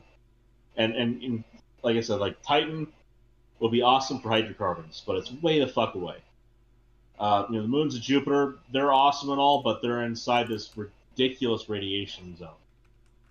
Like just way fucking worse. Well, again, I think that a large portion of solar system mining mineralization is all going to be automated. There's just not. So this is what I was saying earlier about Mars. Was Optimus is being designed, like the whole home servant thing is entirely ancillary. Like that's always true of Musk stuff. Well, and it's like case 30 in or point, 40 the boring grand company. is what they want to charge for them. Well, yeah, no, exactly. So they want to charge 30 or 40 grand for the Optimus bot, which is it's the price of a car. But it's as a robot, it's cheaper than that by a significant enough margin where they have not only are they perfecting the technology through mass scale production, so they have tons of data to pull in. They're also pulling in capital at the same time. Tremendous amounts. They are not gonna loss lead on Optimus as a robot. But the thing is, what's going to happen is, every, say, 2 to 5 robots are going to pay for another robot, and that's more than enough with the adoption numbers that they're probably going to be expecting here. That's more than enough to send a fleet of robots to Mars that they have updated based off of the basic tasks that humans ask them to do.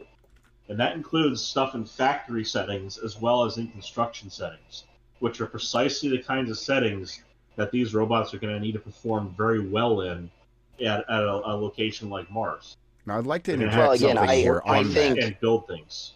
Just an interjection of my own on that, actually, is that because there's been an argument for making bespoke robots specifically built for this task, and there's a very good argument for that. If you build like swarms of small construction drones, by small I mean like maybe the size of like a VW. Anyone who plays Factorio's having a wet dream listening to this already. Yeah, so there is very much an advantage to doing things that way. You can make things that fit very well into specific spaces, that you optimize functions and all that. But these things they're kind of pigeonholed. So I think what you're going to end up seeing. Well, give me 1 second. I think what you're in. Give me 1 second. I don't think you're. Well, I just don't think we're going to be building. Like, I don't think that's the path forward on any of these extra Earth. Well, they'll be doing. They're going to be doing basic. There will be things built there. Of, like, it putting has to happen together. Because you can't have a factory without building a factory. Right, but they're not going to be. They're not going to be like pouring cement, but they will be doing things like putting a pin through a hinge slot to hold two panels together.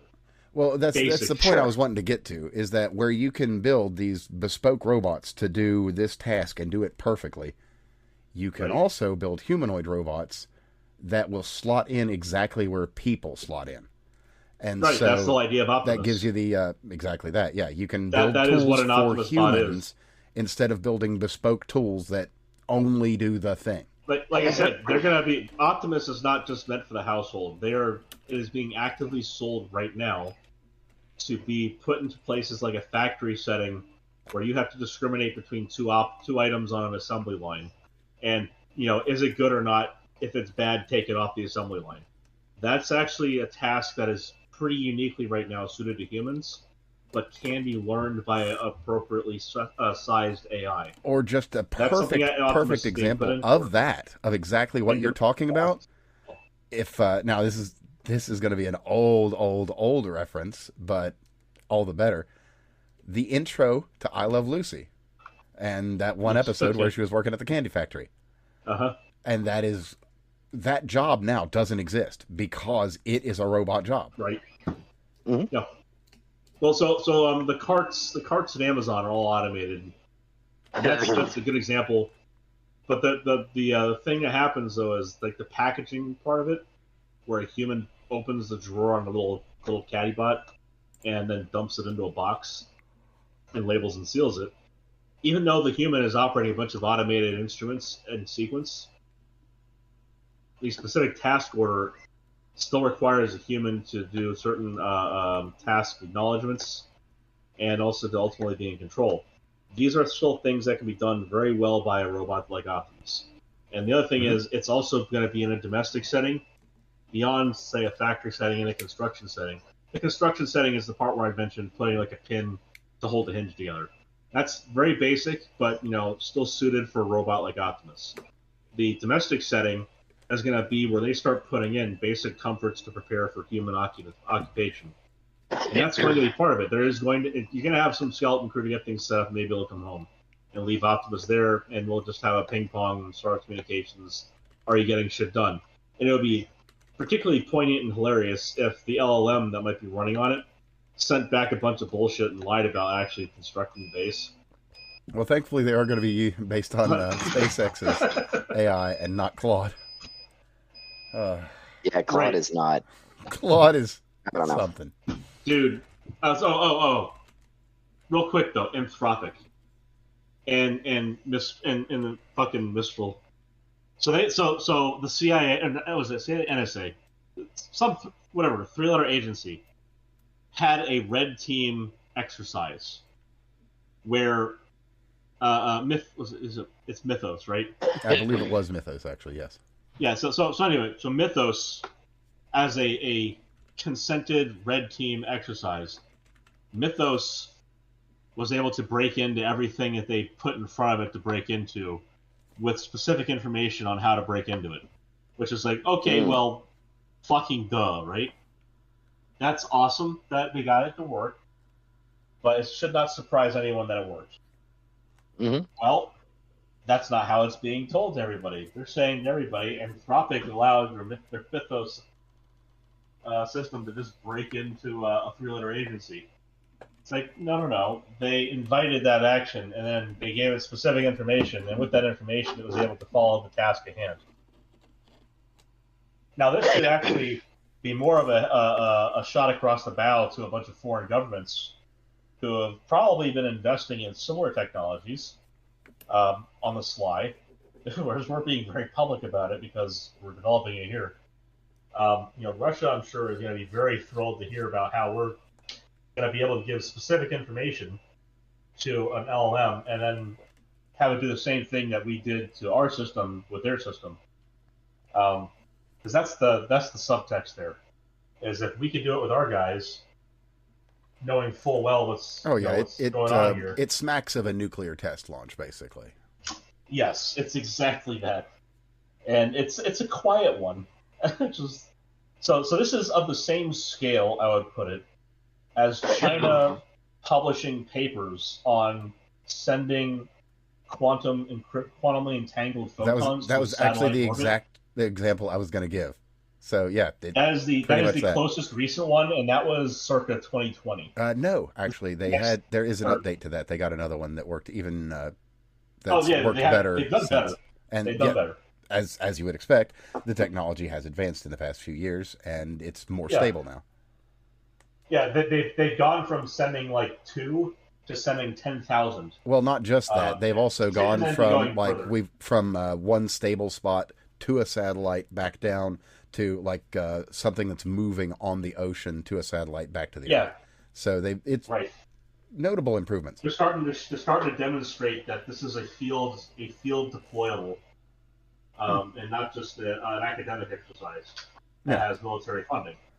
Absolutely. As some of them. And we've talked about quantum communication and its potential applications down the line. It very much could be future proofing our communications. So here's where this comes in: is even if you can use quantum entanglement to guarantee the security for your global communications on these kind of things, that doesn't matter a whole lot if the LLM can just hack in anyway.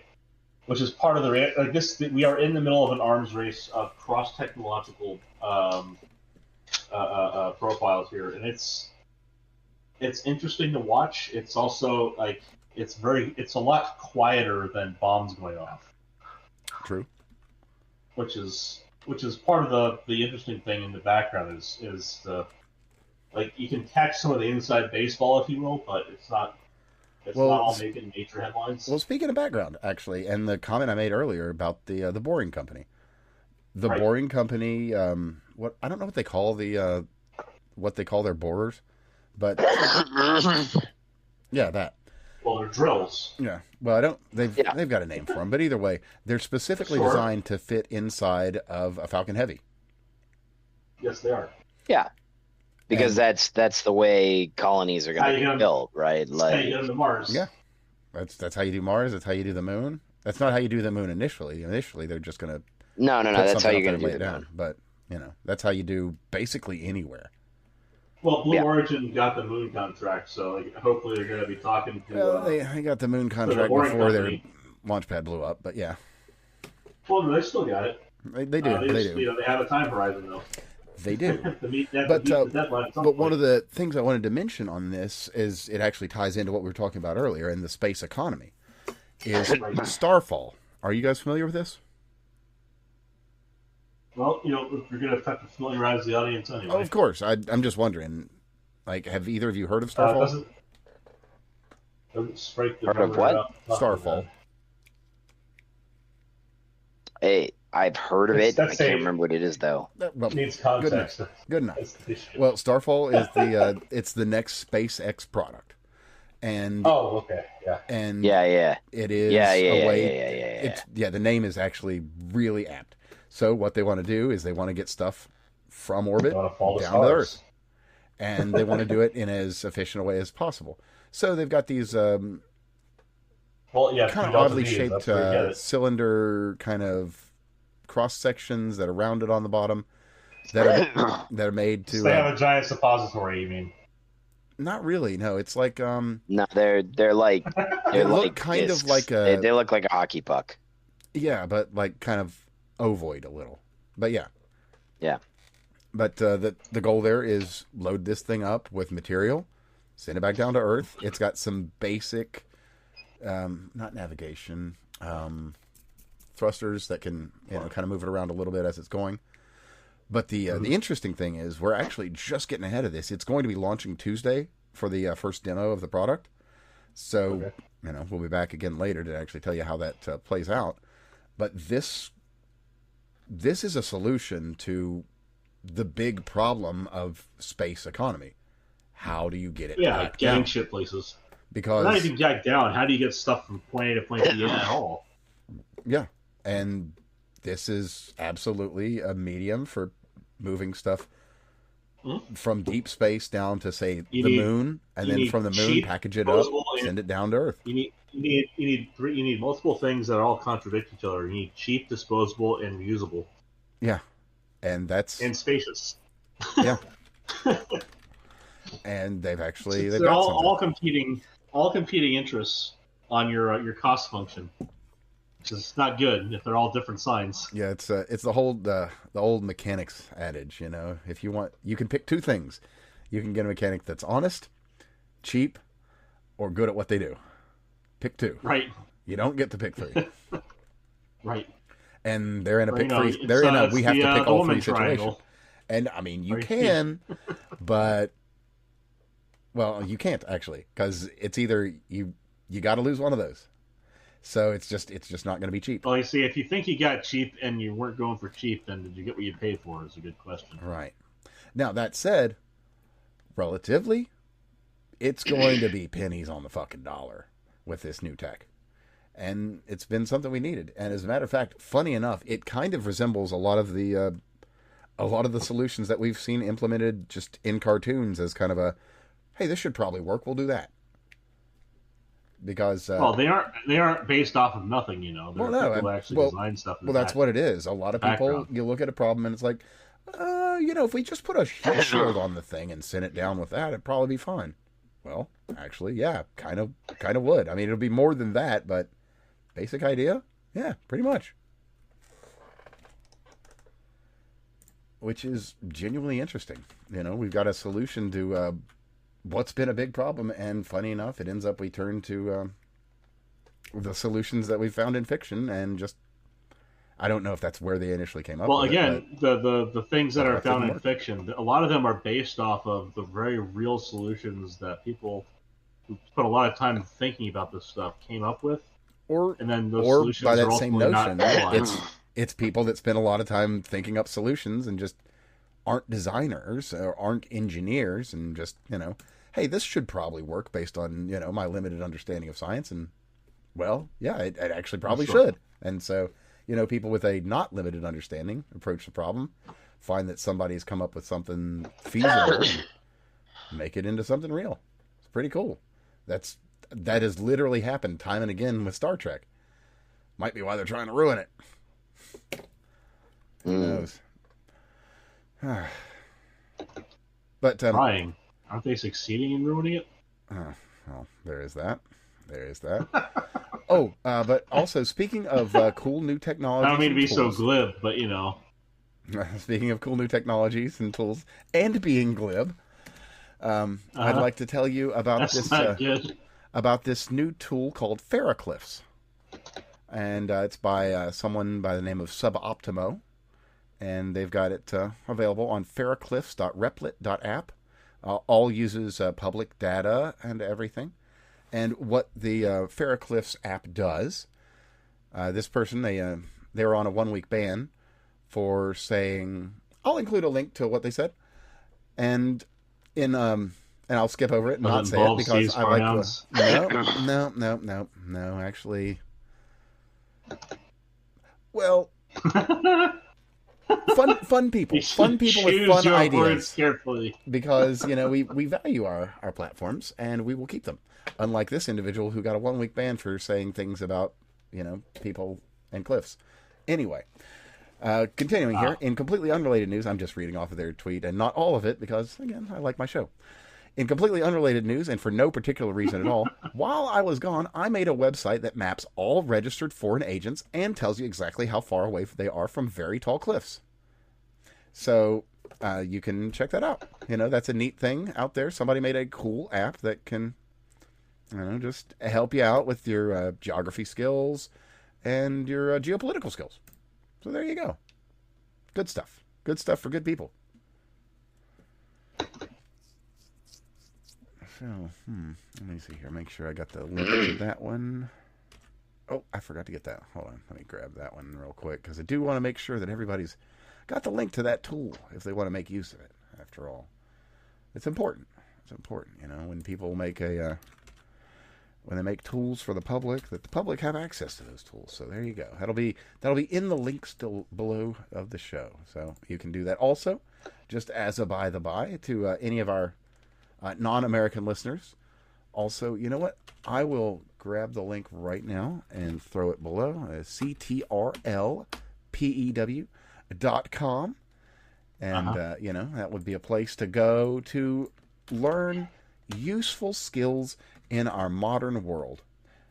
Useful skills revolving around 3D printing and 3D printing useful tools that maybe they're hard to find where you live. And you'll want to print one out instead of having to go to the store to buy one. Maybe they don't even sell them at your stores. So there you go. That'll be in the links below for you. Especially this one. Shout out Brits. Shout out to the British out there and the Irish. This one's for you lads. Anyway, on a somewhat related note, I think people thought she was a nurse. But it turns out I think she worked at like a massage place. So there's this lady down in Conroe, Texas. I think she's a nurse. No, she is not. She was fired. Yes. Unfortunate. She was fired. So this lady gets confronted. She wasn't fired by a Jew. Actually, we don't know, but probably not. I'm pretty sure. Wouldn't be surprised either way. Pretty damn sure she wasn't fired by a Jew. All right.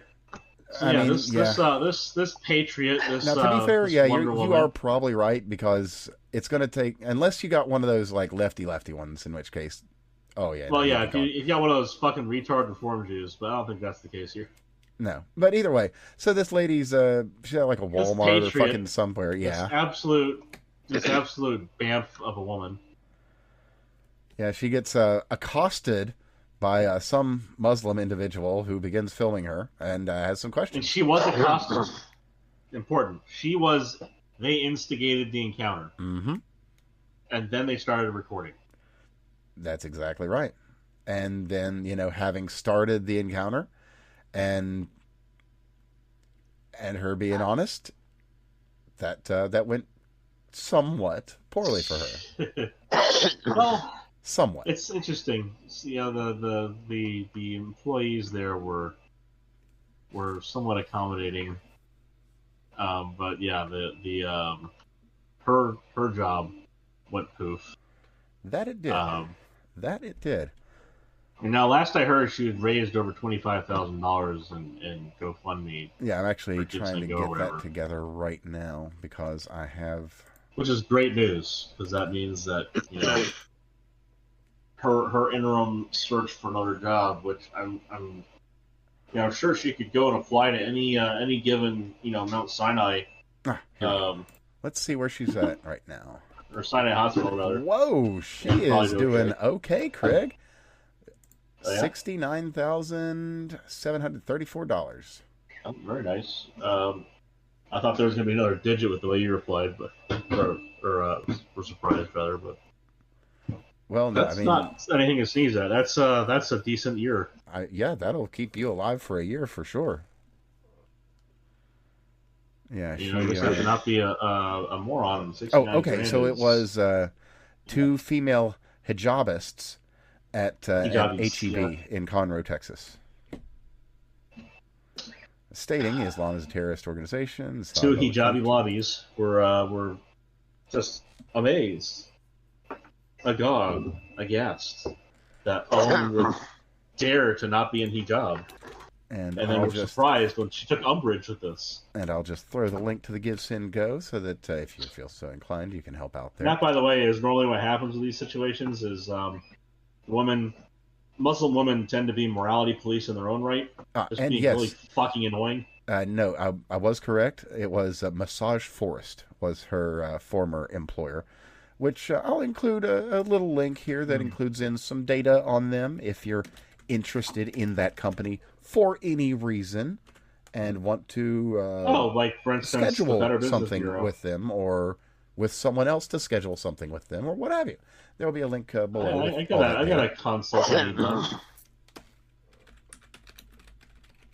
Anywho, this woman decided that she was going to inform the two hijabis, the two Dementors in full uniform, that they weren't exactly desirable. They were not desired in the area. Their opinions were not necessary. And apparently, this upset them that someone didn't give a fuck about what they were talking about.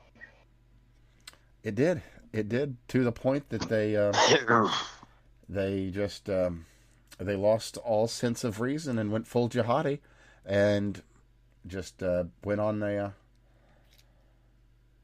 oh, damn it! I forgot the word. Jihad, Hajj. Yes, they went on a Hajj, or they were performing hijra. Is what they're doing, and that's then in the less sarcastic sense. Yeah. Well, what's happened is she's lost her job, and of course, there's it's a rare business that's got the stones to stand up to this sort of social pressure.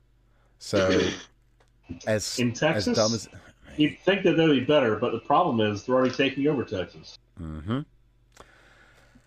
That is true. So she worked as a medical massage therapist, and now so a nurse. Yeah, but she's got a start, and from what I've read too, there's actually a number of people that put out job offers as well for her. So she's probably going to be good as well. She should. Yeah. I mean, I can only imagine, in Texas, if you have the stones to say, hey, leave me the fuck alone and you're not welcome here. Yeah, and somewhat related out of your state in this case, is we talked about this last week at the Pride event. There was, there were some Christians that feel that, as described in the Bible, that the rainbow was a gift from God, to say that it's a sign of the covenant. Yeah, exactly. Yeah, between the world will not end this way ever again. The debts have been paid. We're squaresies, if you like, to put it in the most simple terms. It's a sign of the covenant, both between Noah and God and Abraham and God. When Avram became Abraham, rainbow. When Noah sailed the ark and all the animals were let off, rainbow. Yeah, it's like, okay, here we go. This is I'm your creator, you're my creation, here we're cool. All right. So anyway, that's how it is in the Bible. Hello, ants, I'm putting a magnifying glass away. Yeah, so again. Anyway, we spoke on this last week. There were some guys that had that wrote they didn't even write out the full verse. They was just like just the chapter and verse on their pride hats. Right. Pride hats that are their property, and someone took umbrage with that, and that's completely wrong. That's the MLB. Yeah, MLB. So MLB comes back, and they are none too pleased with it, and they let that slide. But they're like, "Look, if you do this shit again, it's we're gonna fine you." Well, I believe what happened was the state AG, not here. I think that was Texas. The state AG said to the MLB that they're going to look into that as far as unfair discrimination. Exactly. Now they have said they're going to look into it, but out of your state, sir, your AG has already sent off a subpoena to MLB. There is a formal investigation. I bet they didn't take any of that shit. Yep, not. They said that's enough of that. Mm-hmm. So formal subpoena has been sent. We want answers. So the Florida AG, James Olthmeyer, has sent a subpoena and opened a formal, it's on the books. They're doing it into MLB after three players. See, that's the thing is religious persecution. If you give them the time to be a scummy piece of shit corporation, they will 100% take you up on that offer. If you just fucking pull the trigger, it's like I'll put it like this: it's the same way that murderers can't reoffend if they're dead. MLB lawyers can't wiggle the way out of a lawsuit if you just pull the fucking trigger and do it. Mm-hmm. They can cry about it afterwards. Yeah. But, that's after the prosecution is already done. Once it's litigated, it's litigated. You can try and sue for injunctive relief if you feel like it, but that's as best as you're going to get. It is. It is. We're just that situation. And speaking of out of touch people, something happened over around the end of the last week. A paper was released in the what is it? In the journal. Sorry, in the journal, the Evolutionary Human Sciences Journal. Uh-huh. And this is a paper on memes. Oh my God! Oh, you know exactly where I'm going. And so they deracinated and defanged and blunted and dulled every edge of those memes. They made an amazing meme. And they made... that has every edge they tried to remove. Oh, just like always. Just like every single time. This is our bland representation of bland meme bland. It's like either you get a wall of text or you get incomprehensible garbage, or, as is the case here, you get absolute solid gold. I'm sorry, text removed, but we need him for the football team. Figure number 2. Ethically modified schematic reconstruction of a meme using the, quote, soy jack character to ridicule progressive positions. And, of course, I have the line the responses right here for you. Oh, the best two. I even come up with my own have it. That you may not have seen. Oh, okay. I'll include a link to that as well. It's the classic slam hide. You're getting called a slur. Well, no, that's exactly right here is what you can see. It says, "I'm sorry, slur. We're sending you back." Oh yeah, no, I made my own here. I'll drop the link for you. Okay. Yeah, there you go. You're getting called a text removed. Yeah, yeah. I did my best to go hard on that one, but yeah, there's some great ones out there. Like people have been having a grand time with this. And I was very impressed. Isn't it something? Isn't it just absolutely something else? I would just put text removed for every line. I mean, you kind of can, but as an artist, you have to balance less is these more. things. It's less a dance, as it were. Oh, speaking of dancing, just real quickly, and since we were talking about Texas there for a moment, and we've been talking about the Anthony family situation, we've got the extended Anthony family and a situation. And a situation, okay. Yes, indeed. So what happened is... why didn't it go into the post? Weird. Did a cousin come in and say, "Why didn't you give me any?" Something like that. Yeah, but that's what in this happens. case, there was just a random white girl that was... Man, I've got the link here somewhere. Damn it. I can't find the thing. All right. Well, the long and the short is, while I'm looking for the link, this girl was assaulted by a bunch of blacks because she was basically in the wrong place. I saw a fantastic dipshit in the replies saying she shouldn't have gone miscegenating at a bar, basically. It's like, look, motherfucker, she went to a bar and she got jumped on the way to her fucking car outside of the bar. Sammy Lee of Longview, Texas, was attacked by individuals she says were Carmelo Anthony supporters while having a drink at Whiskey J's. No, not while having a drink. On her way to her car outside of the bar, trying to go home. Well, yeah, actually, I've got the report on here. According to Sammy, nothing happened inside the bar. However, while walking back to her vehicle to head home, she was jumped by multiple girls she'd never met or seen before. Sammy says that while she was being beaten, there's a pack of hyenas in a parking lot waiting for a white bitch. That's what happened. Seems like, and according to her, she says the girls were yelling "Free Carmelo" and saying they were going to target, quote, the smallest white girl they could find. This is the same shit with people walking up just accusing people of being jurors and slapping them. Like, every time one of these assholes does this, throw the whole fucking library at them. Get these assholes in jail. Fuck them. Like, this is Yep. stupid behavior. And it kind of leans into the whole, you are hated, and they want you dead, and you need to train and live like it. Well, it's just like the only way to respond to this in the law.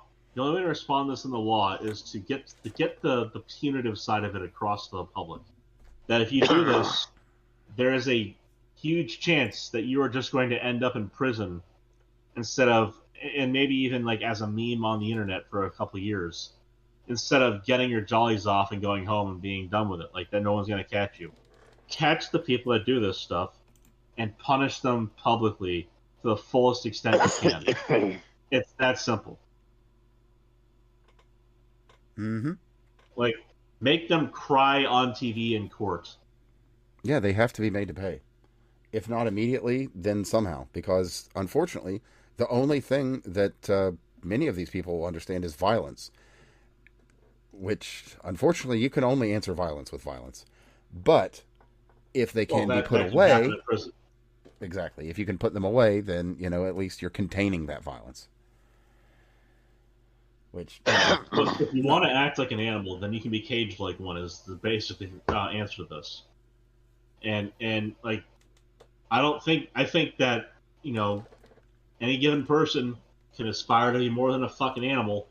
You're supposed to learn to not do this shit when you're like 5. Younger than that. Like when you're 3.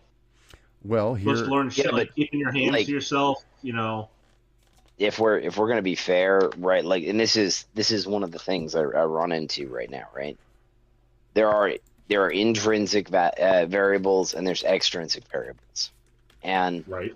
I'm a biological determinist. I think that there are differences in groups, and that is some of the reasons for differences in outcomes. But I can also admit that there's an extrinsic effect, right? Well, there's nature over nurture, and there's nurture over nature. And when we start talking about certain things that we run into, right? Like, why is it that, for instance, that we don't see there's only about 5% of engineers are women? Well, if you account for the fact that only 20% of women think and act like men, and that's a whole, like, it had the interest of it. And you factor in that there's a 3-to-1 disparity on math.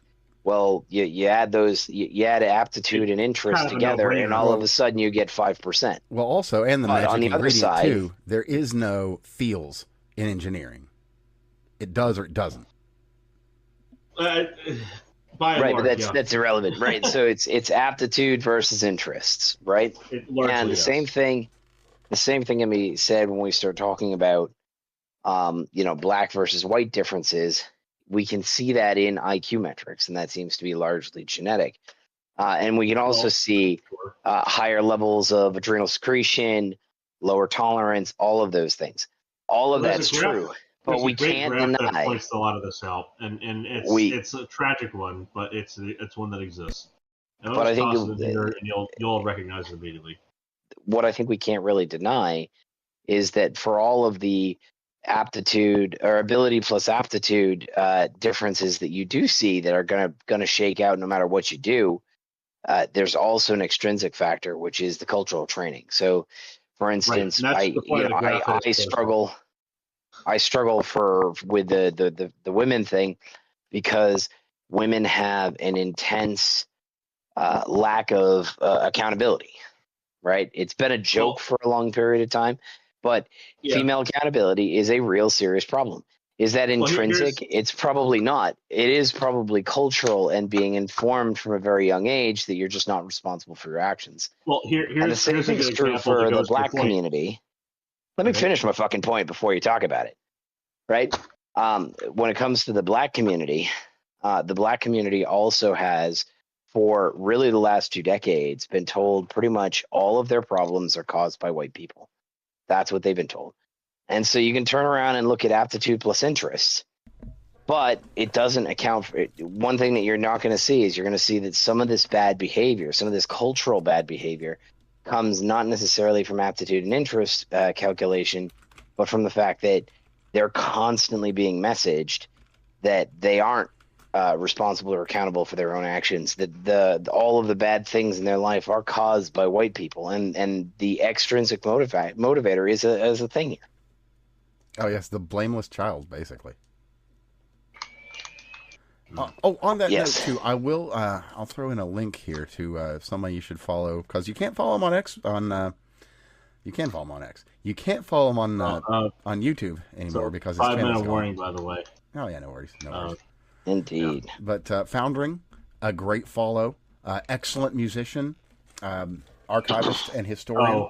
Oh. So definitely worth checking out his music and just his historical preservation efforts. Honestly, don't be surprised if it's not to your taste.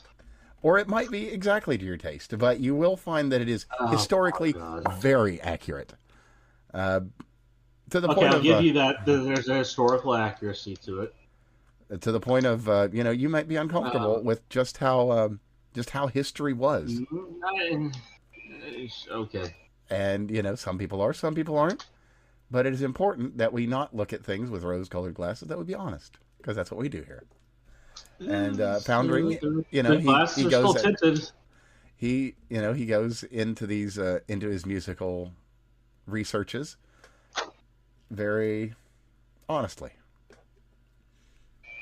As a matter of fact, he's even come up with some new tunes that are honest to the days we find ourselves in as well. But that's neither here nor there. Just a side note, somebody interesting to follow. But one I do want to cover before we get you out of here, because I genuinely am curious about your opinions on this, is the reflecting pool. It was looking kind of nice there for a while. This is my favorite story of the week. Oh, yeah. They were fucking with it. Well, we'll get to that. We'll get to that. So we'll get to that. We'll get to it. Hold on. So let me do the background. I don't just mean the people on the side. I mean the people trying to clean it up. No, exactly. So as we reported last week, it's done. It looks great, and people are upset about how great it looks. Well, they're so upset about how great it looks that they had to do something about it. More algae, yes. So yeah, it appears that the protesters, the pro-algae protesters, in their fucking stupid-ass blow-up costumes and green and/or purple hairs, actually dumped fertilizer and algae directly into the reflecting pool. It has been reported. I haven't seen it. Can you actually provide a source for that? Because I have seen a lot of people disputing that information. I haven't got a hard source. What was definitely there besides that was algae inside the piping. Yes. They had not cleaned out. They tried to clean that out and correct things by pouring in hydrogen peroxide, but they did not do it in a well-distributed manner. They just kind of spread out along the sides and hoped that was good enough. And they were dumping in the 35% stuff. That's not good for paint. So that might have been part of the issue that gave some of the edge paints a place to peel from. Well, and then people were poking their hands and they're fucking with it. You might think that. And that's not unreasonable to think. As a latex paint, I know that. But just a few days ago, there was a man down at the reflecting pool with a pitchfork and a bucket that was literally just scraping it up. Oh, yeah. I was going to say, like I said, they're fucking with it. Yeah. So this is one of those interesting things, because everything that I've seen, I have seen the pro-reflecting people sitting there and saying that, hey, this is, we have bad actors that are doing bad actions. And I've seen the anti-reflecting pool people sitting there and saying there's no evidence of such. I have not seen an actual article that is citing official sources. Oh, okay. Well, we've actually got some arrests and pictures of arrests for people on the scene. So if we have that, that's positive. Yeah. Now, that being said, this is one of my favorite articles, not for the reasons the left would like it. I know that the right was like, oh my God, the left is obsessed with algae. It's actually really challenging to get, from an engineering standpoint, to solve the problems associated with a reflecting pool, right? They have to seal it. They have to sit there and trying to get algae to stay out of something like this is a tremendous problem. Whether they solve the problem or not is absolutely an interesting engineering question. They solved the problem with decades ago. It's the salt chlorine system for swimming pools. Yes. Yeah. It's 100% salt. That's what I figured they would be using. But apparently they're using a nano bubbler technology and whatever. Okay.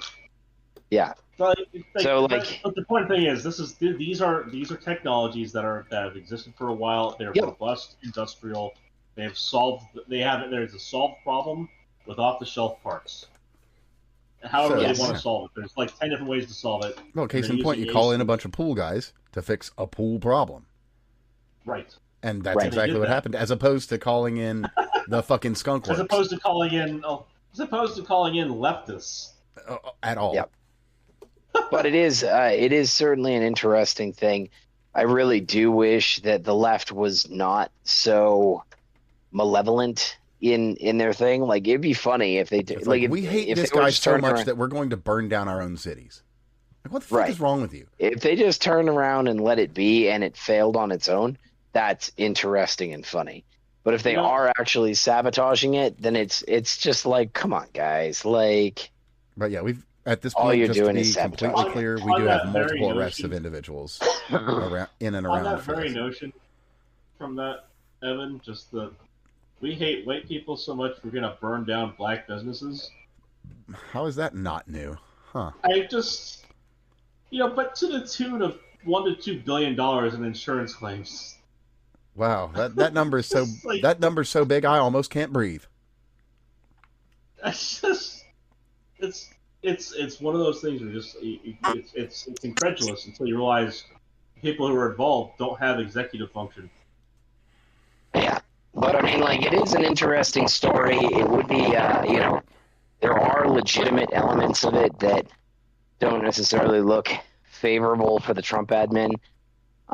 There is a semi-politically connected.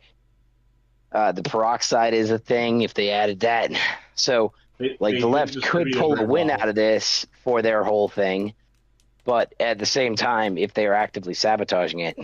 Well, I don't think that it's going to be out there spreading out the peroxide with a pitchfork. Yeah, generally not how that works. I suspect that person was specifically doing things wrong. I think there was a CNN person who was trying to do a story and reached their hand in and pulled at the rubbery paint that had been kind of peeled back. I saw that Judge Pirro was asked on TV about whether or not that was going to be looked at, and she basically said anybody who's fucking around out there is going to find out, which is as well great. They should. Yes. Like the only one I'm willing to give a pass to is the one we talked about last week. The dude who accidentally got his fucking soccer ball. Sure. And I'd even say that the moron who ripped the hose away from the pool guy, the National Park Service employee, I said even that person, that's just a retard, going re at somebody and then rip the hose away from their hand. It's like, at that point, sure, maybe an assault or a resisting charge, whatever. Let them plea down to doing public service. Some sort of better yet, make them clean up the trash next to the reflecting pool for a month. Mm. Something like that. Like, just a lot of stuff can be relatively minor from people who are too stupid to know they're doing anything that wrong. At least that's the part you hope. But then you have people who are sitting there peeling at the paint that just got damaged, trying to get rid of the extra algae they introduced. Mm. It's like you want to find the people that do that shit, that come back after introducing the algae to start ripping at the paint. These are the people that I kind of wish that there was like a big turbine in the intake, and you just like, oh no, they fell in. Yeah, and it's one of those things where I just don't understand. It's an interesting engineering challenge. I honestly, I wish them the best, like anything else, in solving a problem. I don't understand why the left is cheering for them to fail. I do understand that there are legitimate conflicts of interest and everything else associated with the way this was done, but they can't rest their laurels on that. This was cheaper to do than that stupid statue from the whole George Floyd thing, where it looks like a guy's hugging a shit sausage. I don't disagree, right? I get that, right? All of that's true. I'm just saying, in a budget of trillions, quibbling over it's nothing. It's nothing. And Trump got a good deal. Doing the whole entire thing for like less than half of what Obama spent, or Obama. Well, it's only a good deal if it solves the problem, right? Like, right. Well, that's the thing, is it was a solved problem, and then they added algae and fertilizer in theory. But even if they didn't add those, it was a solved problem as far as the coating. It looked great. And then they had to add peroxide to get rid of algae that came out of fucking nowhere. We can speculate on how that happened, but like, it happened. And they had to clean the pipes and so on anyway. I know there was going to have to be a little bit of that, but like, they had a cleaning system. So where did it all come from? Somebody fucked up somewhere. And it was either the people who got overpaid, if they fucked up that badly by getting the whole thing clean and then dirtying it again, or someone who sabotaged it. And someone who sabotaged it is not going to have millions of dollars in their pocket. So it'd have to be whoever paid them to sabotage it, because they're probably not going to be the kind of genius who just knows to dump in algae and fertilizer. Yep. Which, comes down to, okay, who's funding these people? We know fucking who. You have Neville Singham and George Soros. Those are ultimately going to be the two people at the top of that. And, how their money is still not barred from entering the country in any manner, it's still kind of beyond me. Well, actually, I've got a little bit of a segue we can use that for perfectly. As a matter of fact, you guys will recognize the name Larry Krasner. I do. Indeed. He is the DA out of Philadelphia, and he's a Soros man, of course. Yes, he is. Well. Larry Krasner, he was one of the ones that was like, we're going to arrest them ICE boys. They don't take off their masks. They don't follow our rules.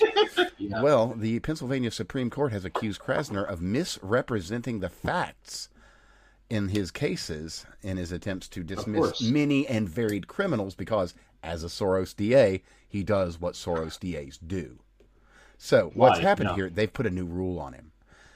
Every single case that he wants to dismiss, they have to send it up to the state AG. Because he's been doing this fucking bullshit for forever. He's a Soros DA. That's what they do. I like how they didn't even just get rid of him. They're not even getting rid of him. They're making an example out of him by holding his fucking hand and telling him, look, you gotta go and check in with mommy if you want to do that. Okay, son? Mm-hmm. I will read, and I quote from the justices, numerous instances of untrustworthy concessions, lack of candor, misrepresentations of fact, lack of adequate investigation, and avoidance of hearings, and it is unreliable. This is just, all this points me to is why has this man not been fired? Indeed. In any case, boys, I have to go to bed. All righty. Well, you get your rest. Get some rest. You sound like you need it. Hope you're feeling better tomorrow and better still the day following. Thank you. Have a good day. Good night. All right. So with that, because I know you're going to want to get out of here pretty soon too, let's get into some of the interesting moments and then some good stories. You got to like 120. I really no worries. So we'll start off with the blue sky, the beautiful blue sky. No, blue ski. That's what we're talking about. Oh, we're talking about the Russian. Yeah, not the sky above, the blue ski. That's what we're talking about here. So, as we said last week, like Drewski, except it's not funny. Yeah, well, the EU. Well, actually, it's not that funny either, but whatever. Nothing involving blue ski is very funny, unfortunately. Other than, well, it depends on how you mean funny. If you mean funny queer, a little bit, but they're funny queer, not funny haha. Yeah, and the funny haha that makes its way over there somehow finds itself unfunny immediately. Anyway, so from Mike Benz, I've been warning for months about the EU's insidious long-range plan to build up Blue Sky and expand its network of partners in preparation for regulatory ban on X. They're calling it Eurosky. They actually have a thing. And he says it's like a new Iron Curtain.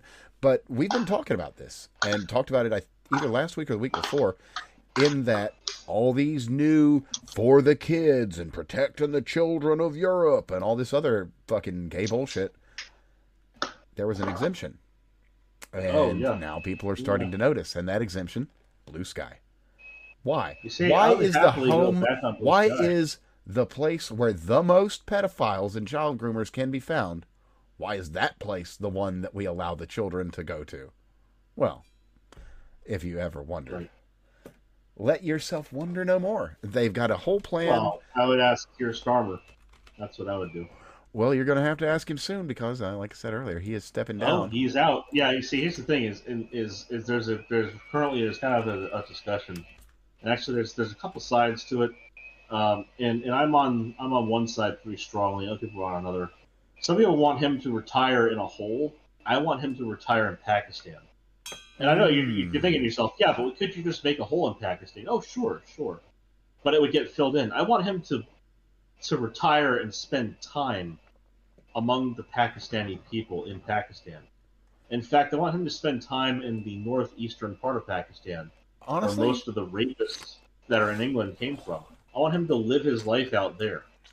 So I'll be honest with you. I think I don't know how feasible that is because Pakistan isn't really wanting to take these people back, so they probably aren't going to want to take him. I don't know. But hold on. But bear with me. You're going to like where I'm going with this. But there's a man in Britain that has a lot of pull in that region. Lord Miles Rutledge. And Lord Miles has a lot of friends in Afghanistan. Yeah, he does. You see where I'm going here? So now I got something else to say on this though, without even going with Lord Miles. You know what? Finish with Lord Miles, and now we'll come back. Okay. So Lord Miles, he's a fairly influential man over in Afghanistan, somewhat influential in Great Britain, and he could really bridge that gap.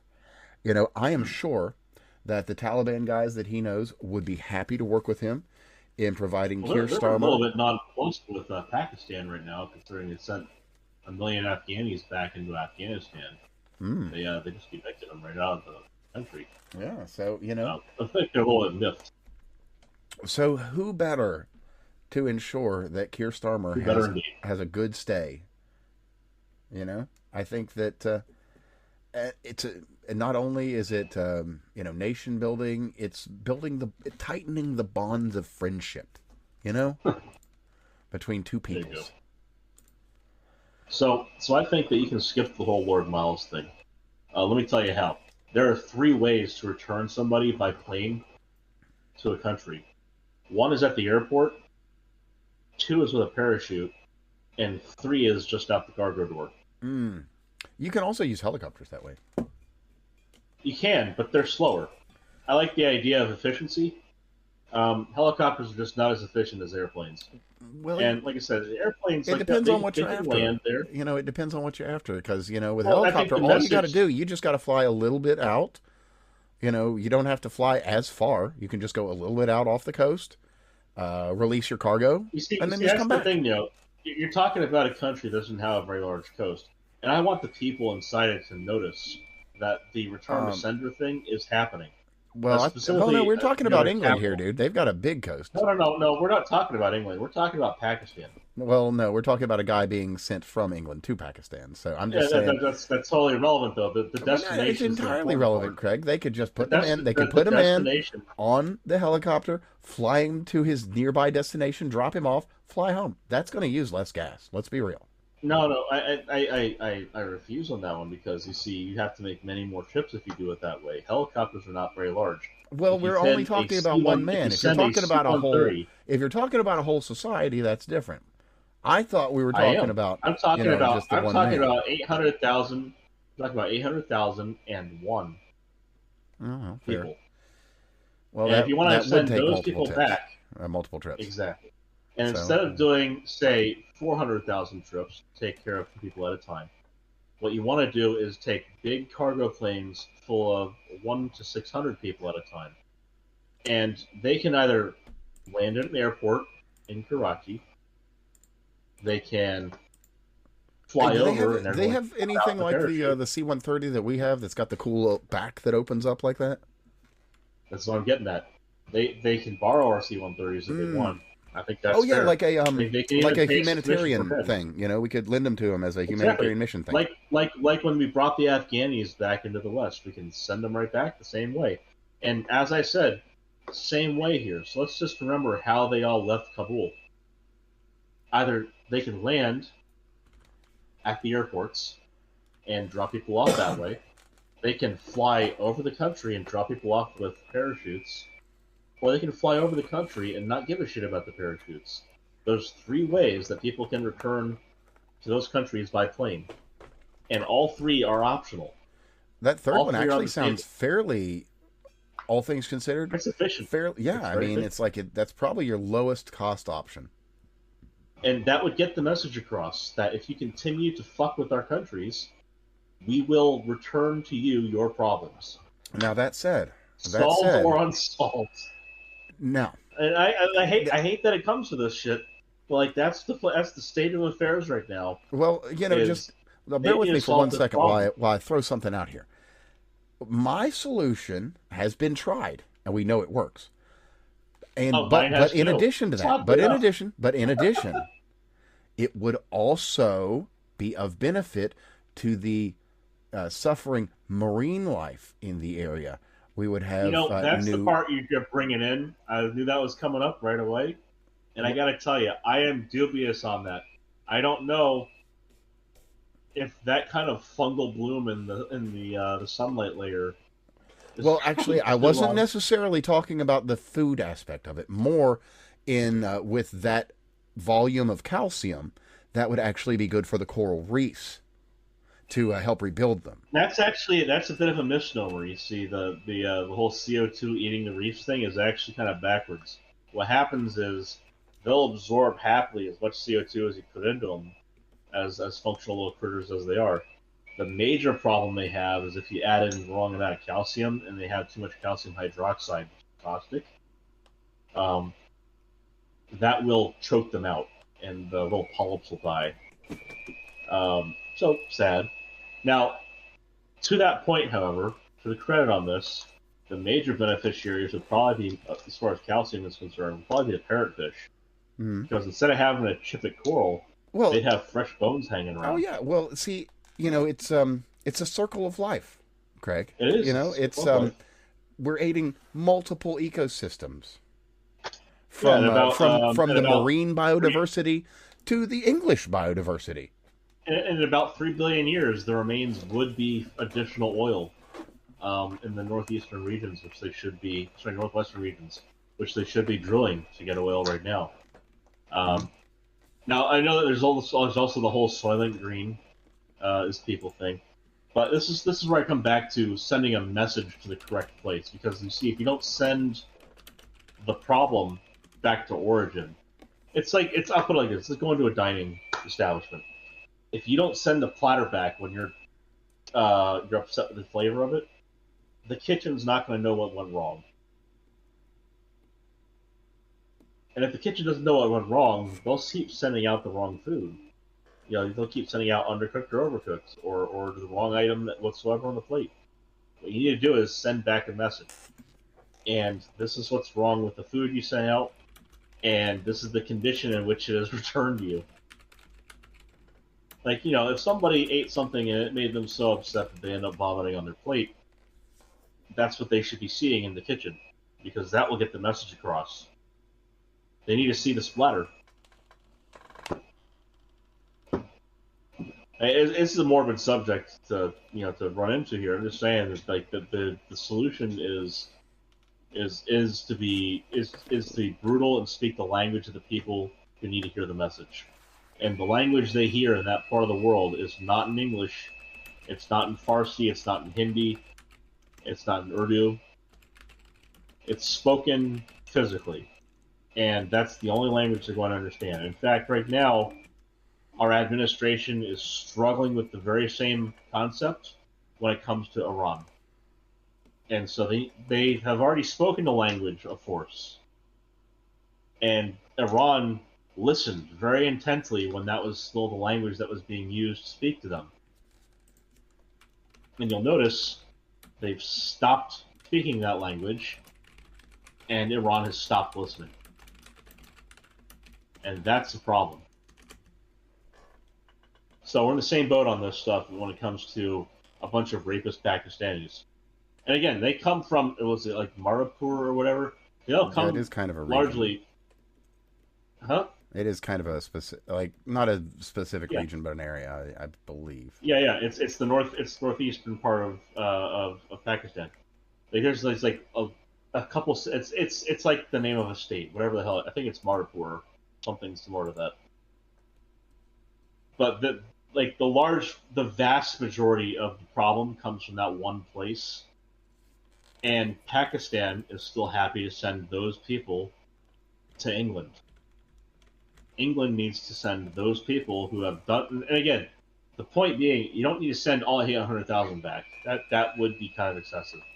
But every single one of the motherfuckers who was involved in the 250,000 child rapes, send them back. And the rest of their families.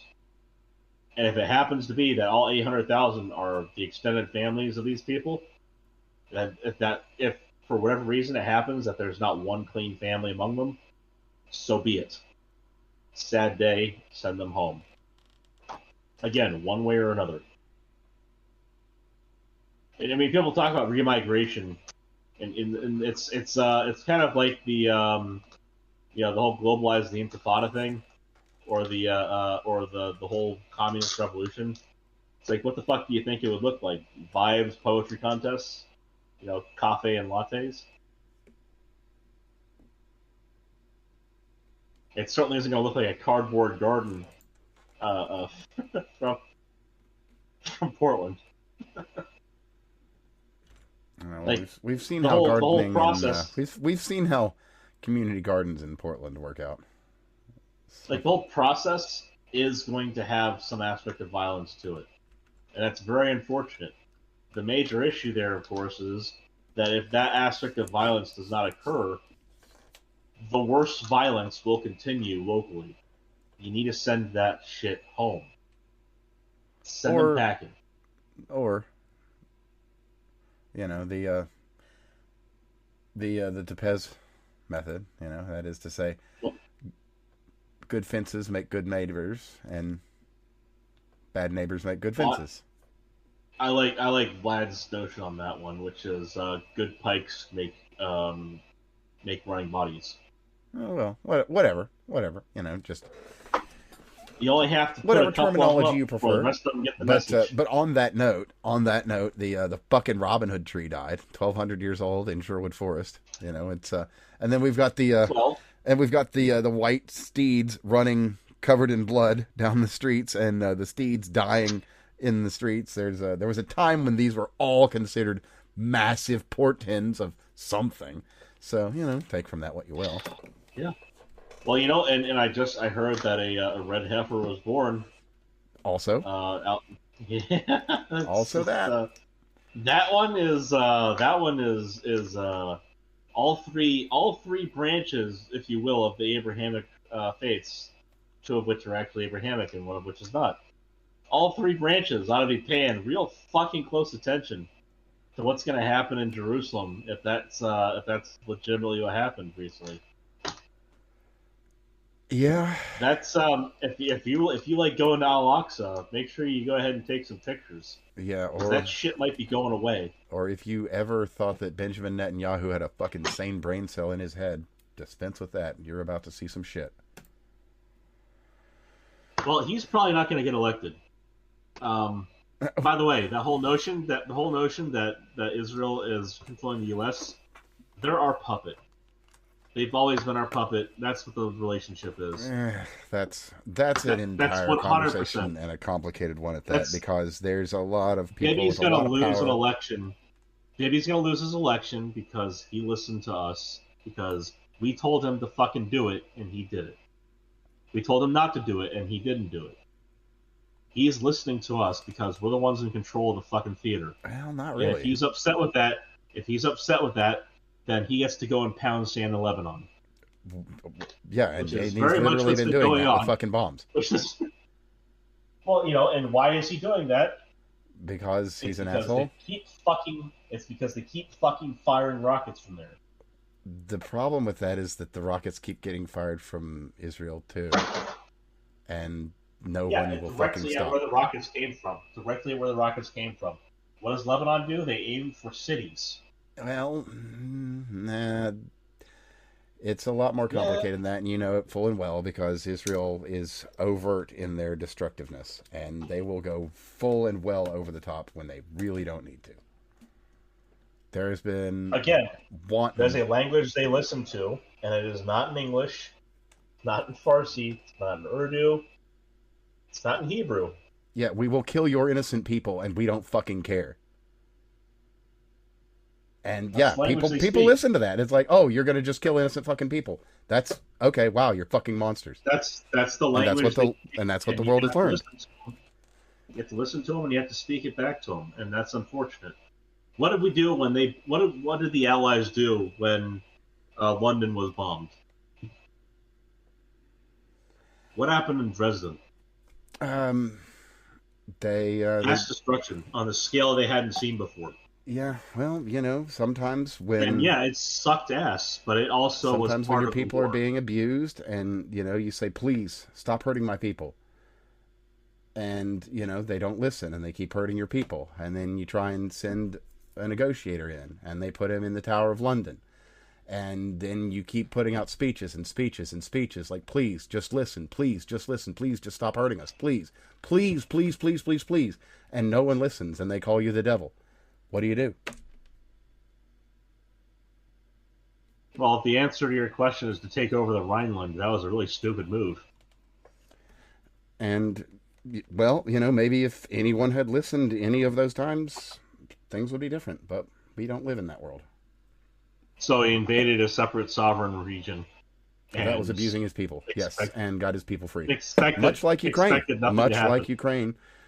He went into Poland, got his people free, got back some of the lands that were stolen from him, just like in Ukraine, and much like in Ukraine was called a devil for just saving his people. And then things escalated. Yeah, what's happening in Ukraine is not saving anybody.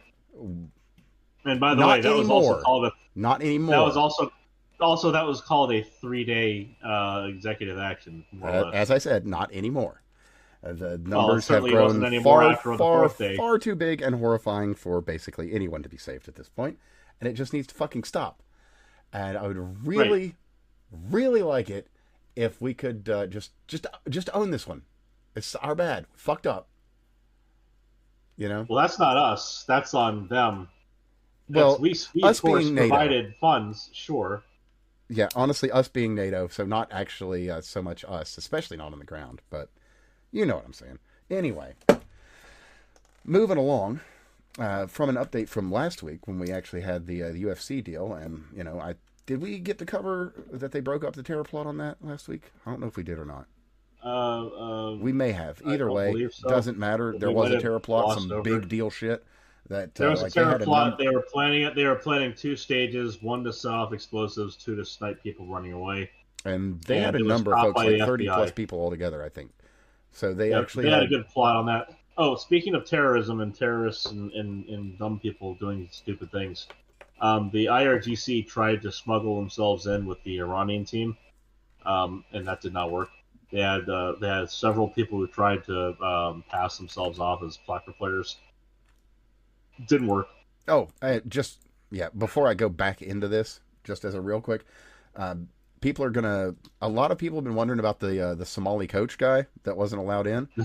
Just to give some clarification, I don't know if it's IRGC or Hamas or something, but he's directly connected. It might be Al-Shabaab, but he's directly connected to terror. Al-Shabaab is ISIS. Al-Shabaab is IS in Somalia.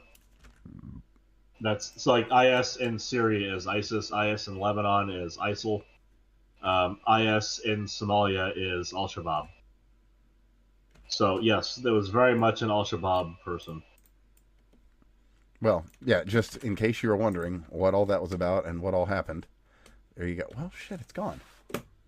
Okay, well, either way, I do have the backstory. I just don't have the link to the original. Let me see if this has it, maybe.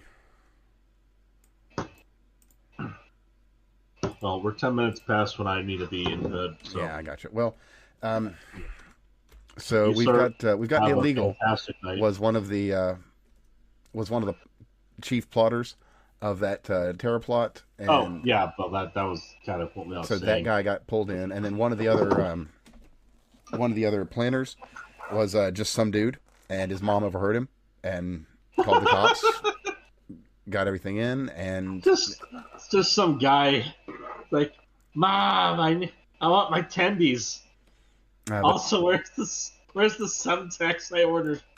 But the other was a dreamer, actually, in the dreamer program, the whole shebang. I'm not shocked. Ibrahim Hermosillo Alvarez. With a name like that, I could not see how. It'd be Ibrahim, if it's spelled the way I know it's spelled. Oh yeah.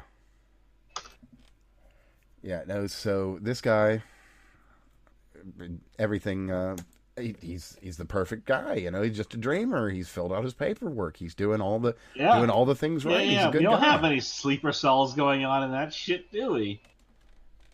So once again, as always, as you can say with these things, thanks, Obama.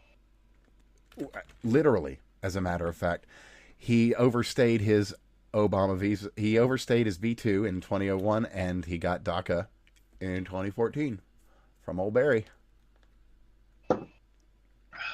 Thanks, Obama. Thank you much. Fucking bozo. Yep. All right. So let's get some good news out there before we get you off the line. I'm out. I'm out. So yeah. Oh, well, that's fine. You have a fantastic night. Okay. Well, are you sure? Because Tulsi Gabbard confirmed that Anthony Fauci was guilty, and we were always right. I know. Just you sure you don't want to gloat for a second? I want to, but I have to go. Ah, fair enough. Night, brother. All right. Good night. Well, you know, we'll do an early outro while I get out and I'll get out the rest of the stories I was wanting to cover for the night. So that was my man Craig. You can find him at CraigBob99, and of course Steve. You can find him at Ratman720. I'm Evan, and you can find me at That Fake Guy Dan. If you're not subscribed, fix that. What are you doing? Come on. You know, get your subscriptions in. Follow me on all the places. Follow my guys. They're generally pretty entertaining. It's worth your while. But as I was saying, Fauci did it. We told you.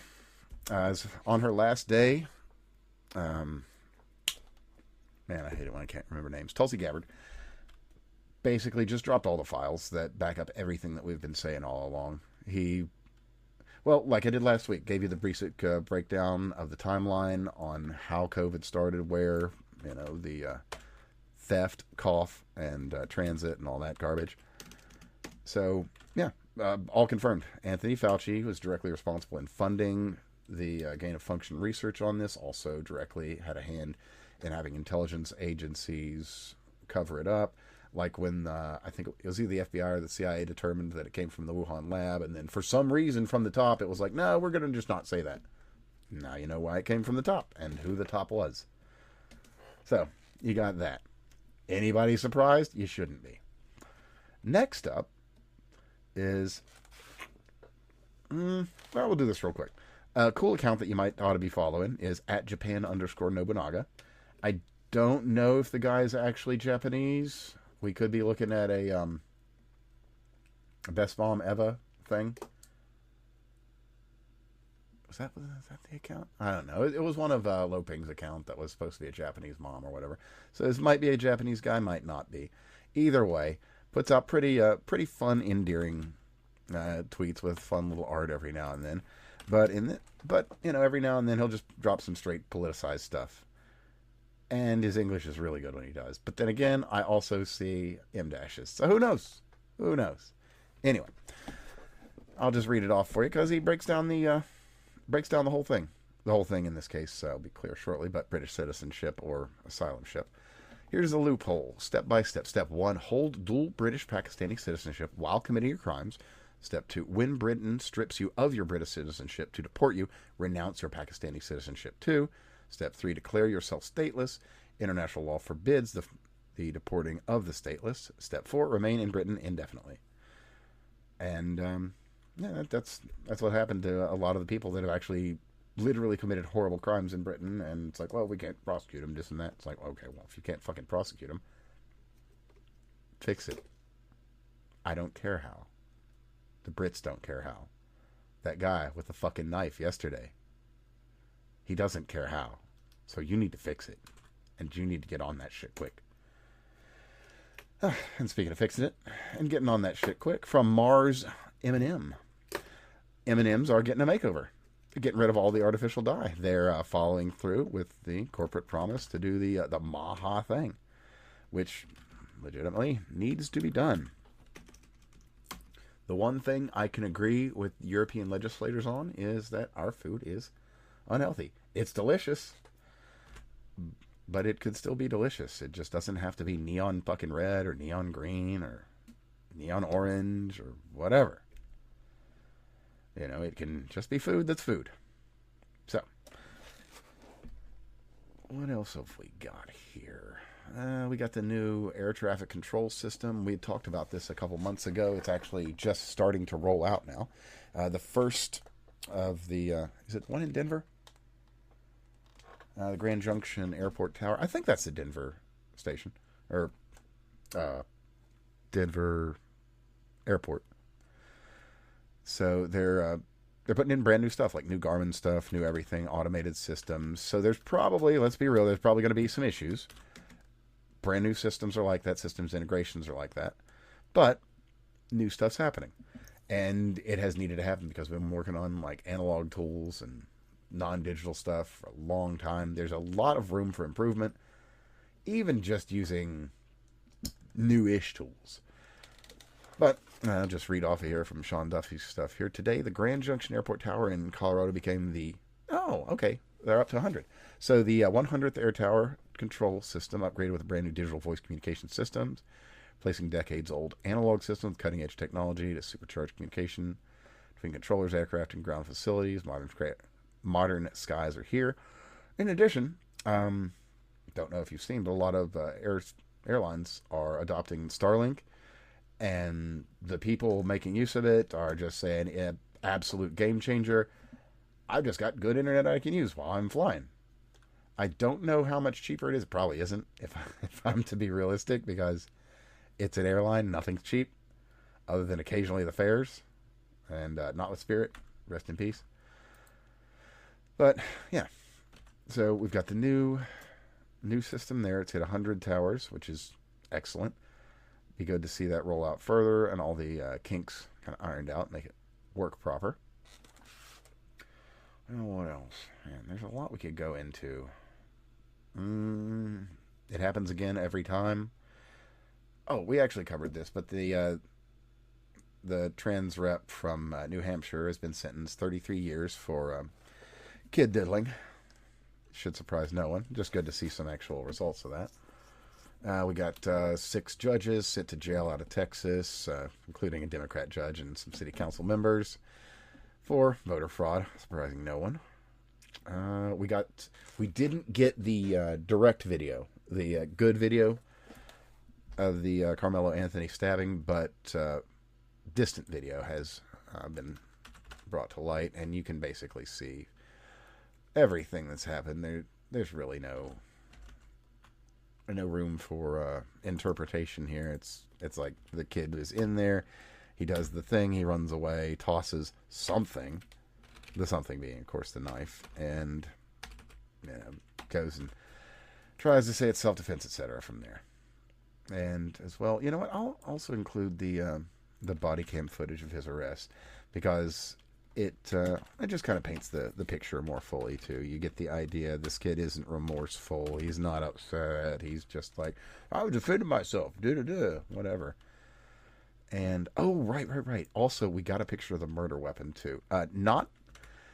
It's not like some Rambo knife or anything, but it is not a little guy. It's a chunky knife. Like, you could very easily kill somebody with that thing. Like, classic folder with the what is that thing at the end? The seatbelt cutter thing. So, not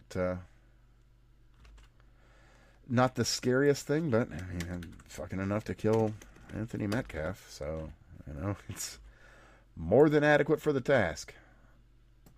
Let me see. We got anything else on the Anthony stuff? No, we don't. So, another real quick here. 2 real quicks, because we are trying to get into the good news at the end of the night. Number 1, Bill Pulte.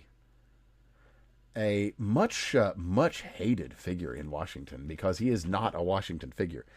Bill Pulte is like a real estate guy from way back. I kind of followed him before he got involved in any of this politics, and it caught me completely off guard that he got involved in it at all. Because he's kind of an anti-corruption guy. Actually, really cleaned up his organization when members of his family and members of the corporation? Well, members of his company were fucking around with it. Cleaned house quite well, and came out looking pretty good on the other side despite all the shit that got slung.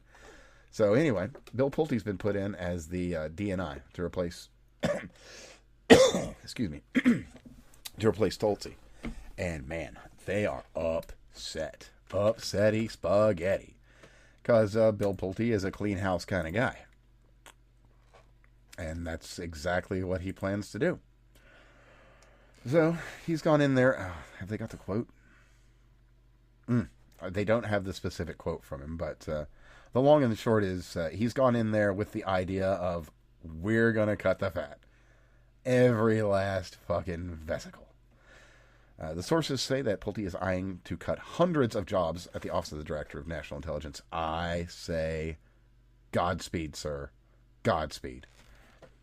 So his appearance at ODNI on Thursday caught staff off guard, including the outgoing director, Tulsi. Oh, Tulsi didn't know he was going to be showing up. That's funny. Yeah, no intelligence experience. Yeah, no surprise. He'll be starting this Friday, and I expect there to be a lot of cuts. And all said, I'm going to be honest with you. Tulsi, bless you, woman. You were one of the best directors the Office of National Intelligence that I've seen in my life. Glad you were in there. Glad you did what you did. Glad you did all the good you did. So, thank you, legitimately. There's so much now that we know that we would never have known if there wasn't someone like you out there to ensure that it got out. So, thanks again. And to Bill, Godspeed, sir. I am very keen to see your progress on this. So then, getting to the last of our stories here. We'll just hop over to this one. You can peruse that in the background as you're watching. But if you're not watching, we'll get to something else first. And that something else is quite nice. So the FPC, good follow, at gun policy, if you're not following. But out of the Fifth Circuit, there has been a fascinating ruling. And that is, suppressors are arms. And if they are arms, then they're protected. And you can't stop us from having them. And they're lying in on Bruin arguments. I like it. I like it quite a lot. So, let me see here. It's kind of a long decision. But the final... we'll really read the last paragraph for you here. First, Bruin explained the Second Amendment, quote, arms need not be necessary for a firearms functioning, but instead must only, quote, facilitate armed self-defense. And second, the Supreme Court has cautioned lower courts against the trapped-in-amber approach that the government attempts to use by limiting the definition of, quote, arms to those devices required for militia service at the time of founding. Silencers are, quote, arms. And that determination is a big, big deal. So, this is obviously going to get appealed on up. So it won't just stand at the Fifth Circuit. This will obviously go up to SCOTUS. And seeing the current makeup, we could very well see this taken up. Because it's a worthwhile question. But that said, I mean, it's possible it could stand. And this basically sets the precedent that, nope, they're just arms. And they need to be regulated as arms. And that is to say, mostly unregulated. Because that's how it should be. So, fingers crossed on that one. We like our good news updates here, and that one has a lot of potential behind it. Always looking to see, suppressors, NFA items, that sort of thing, brought back into the fold of it's just arms. Because at the end of the day, you can just buy a shockwave blade, an SBA brace, can't remember the company, but the tail hook. I mean, there's all these different braces that you can put on your pistol that will not change it from being a pistol. You just can't put a foregrip on it. You can put one of those shorty angled ones on some of them if they're over a very specific number of inches. It's all so esoteric and fucking silly. But as the silliness becomes more commonplace and well known, people are like, why are we doing this silly bullshit? You're just mincing words over things and arguing semantics so that people can't have a 14.95 inch barrel on their AR. And they can. They just have to put a brace on the end. And, on the NFA, you can now just buy FRTs. You can buy FRTs on sale. On sale, people. You can go to Optics Plant. They've got some on sale right now. If you could go to Hoffman Tactical and get the trigger kicker, the newest FRT device. And boy, it's inexpensive. You can actually get that thing for like 40 some bucks if you can get it. Because every single day I'm going to check, every single day it's sold out. It's let's check right now. Let's take a look at Hoffman Tactical. Let's see what kind of products you got here. Let's take a look at the accessory parts. Is it under parts? Nope. You got bushings. Accessories. The trigger kicker out of stock, of course. Super Safety out of stock. Now the Super Safety, they're actually fighting with Rare Breed over that. But funny enough, there's actually companies that have released clones of the Super Safety, or stuff that utilizes the Super Safety's technologies to do exactly the same thing. We live in interesting times, but yeah, out of stock. But $43, $43, and it attaches directly to any old mil-spec trigger. So you can just buy a cheapo depot thing for like $30, this for $43, and you've spent less than it costs for a match trigger, and you're pulling that trigger really, really fast. Really, really fast. That's all I'm saying. But yeah, with force reset triggers, binary triggers, all of these things, it's the GCA, NFA, Hughes, all of this. Hughes specifically, with your waiting lists and everything. We got 3D printing. Even if you take into account the bullshit they're trying to push through in New York that they did push through, we'll have to see how it plays on requiring all 3D printers or mills and fucking anything that can produce things to not make guns. Yeah, well, we'll see how that plays. But with 3D printing being such as it is, it's out there. The message is sent. It's done. There's nothing more to do. You can't stop it. Too bad. Deal with it. So, that being that, good things on the horizon, actually. And depending on how you feel about Cuba and their oppression by the fucking... what's that bearded fuck's name? The Castro regime. Excuse me. Ramiro Valles has died. He was one of Castro's friends, and that other asshole, Shay. Yeah, big fan of those dudes. So anyway, he's dead. You won't be missed. You made everything worse. Speaking of 3D printing, also the newest and coolest. Maybe not the newest and the coolest, but it's new and it is cool. Is a belt-fed 5.56 Dealy Bop. The only things, let me read off of this here. Yeah, barrel, bolt, and fire control group. So your trigger, your bolt, and your barrel. You buy those, and you print the rest. You even print the chain. How cool is that?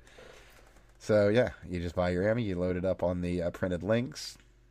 Shaboom, shabam. There you go, Sam. Throw an FRT in there, and well, you're going to be firing fast for as long as you've got, rounds.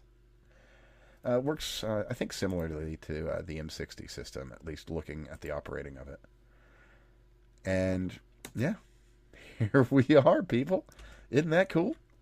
Isn't that cool? Let me grab a link to that. And also, somewhat related, might require some 3D printers to follow through. But we have the latest film hit, the latest banned film hit, as a matter of fact, banned entirely in Germany. You can't download it. You can't stream it. You can't purchase it. You can't import it. You can't see it in the theaters. Of course, I'm going to fuck it up.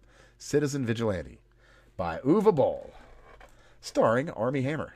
And, of course, you've got the usual suspects. They're like, Armie Hammer's destroyed his career and his life. Bobbity-boo.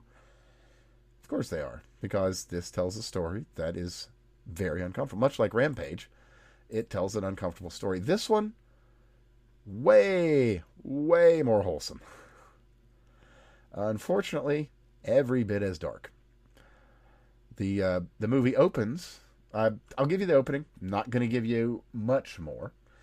But there's an American that is a family man. And his wife is killed in front of her child by exactly who you might imagine kills someone with a knife in Europe. And so this man decides that he's going to take vengeance. And not just on the individuals responsible, but on the individuals responsible. So I'll throw up a link to a nice little thread on here, which is a little bit spoilery. So, maybe retain yourself to the first part, unless, you don't mind having the story spoiled a little bit for you. But, yeah, pretty good movie from everything I understand. And when Uwe Boll actually does want to make good products, he actually can. It's just more often than not, he's more than happy to make some schlock that's just fun. Like his Postal movie. It's fun, schlocky stuff. It's great. It's good. Very enjoyable as a Postal documentary. Also, good fun. Enjoyable. Rampage, dark as fuck. Citizen Vigilante, dark as fuck, but at least in this case, you got an uplifting, heroic narrative of, an American vigilante doing what the Euros are too afraid to do, I guess you could say. So, might be worth your while to go and check out Citizen Vigilante if you're into, a good action flick with overall good messaging. But to close us out, something that we've talked about for quite some while, debanking, and the Department of Justice.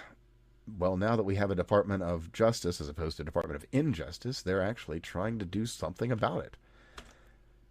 And, well, bless their sweethearts. I hope they actually can. So we've got, all these instances of debanking for whatever it may be. Maybe you sell a product that is a little bit too adult. Maybe you sell weapons. Maybe you sell something questionable that, for instance, doesn't praise Israel adequately or doesn't condemn Israel adequately. For whatever reason, they might say, well, no, fuck you. You're too much of a nationalist, or you're too much of an Israelist, or you're too much of a rightist or a leftist or whatever their reason is. Generally not leftist. And they always get the pass. Anyway, DOJ is they've put out subpoenas to multiple banks, and they want answers. Answers that I'd say we're well entitled to. Because, well, payment processor, process the fucking payment. Food seller, sell me fucking food. I don't want a message. If you want to throw a fucking toy in there, cool, that's nice. But I'm not here for narrative. I'm here for fucking dinner. Or I'm here to buy, I don't know, some, whatever. It doesn't matter. I don't have a good example at the moment. I can only think of questionable, semi-illicit things like kratom and shit. So whatever. But maybe you want to buy kratom. Whatever. It's legal. But maybe they'll debank you over the whole thing. Or another, which interestingly enough, we didn't see a lot of places debanked, but most of the marijuana dealers they knew full and well what they were getting into, and so didn't even bother to bank up in the first place, basically. But, with the descheduling at the federal level, it'll be interesting to see how that market plays out. But anyway, the DOJ is doing the right thing. They've sent out subpoenas to, let's see if we've got who all they've got. JP Morgan, Bank of America, do not have a full list, unfortunately. Wells Fargo. And that's all I've got. So anyway, Jeanette Pirro, whatever. She's getting as much information from these organizations as possible. They have apparently not responded to Reuters' request for comment. JP Morgan did not respond. Bank of America, Wells Fargo declined to comment. Yeah, nothing. Report subpoenas add to Donald Trump's pressure on major banks and regulators. Last year signed an executive order directing the industry to ensure it wasn't denying financial services on some controversial industries, a practice commonly known as debanking. Yep, basically. So nothing really major there, just that they're looking. And, I mean, let's be real. It's been needed for a while. Now, what if we got any other data from this one? Yeah, not really. Just kind of I'll include a link to this article. It's a little bit better. Got a little bit more out of the truth about guns. Kind of goes into the background a little bit more with the OCC and their end of the reputational risk rules related to that. So give that a look.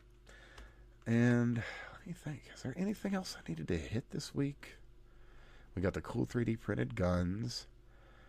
We've got Starmer's on his way out. Probably that's gonna be a hell of a situation. Let's see. We covered the Scottish nationalist just doing his thing. Probably just mentally unwell. He probably just had some mental issues. I don't even know why we're making this a terrorism thing or a hate crime thing. The guy was just probably just unwell, just needs help. If he'd have gotten adequate help, then this situation wouldn't have happened, if we're being honest. Let me see here. We've got the I threw in a link to the sanitized memes and my own.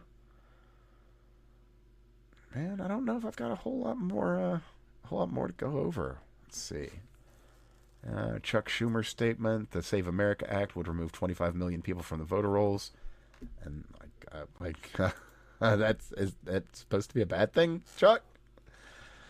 National Guard's been deployed to the National Mall to make sure that nobody else dumps a bunch of fertilizer and algae into the pool or goes in there with a fucking knife to cut up the paint that's just been put down, because what the fuck is wrong with you fucking people? Let me think. Anything else? No, not really. No,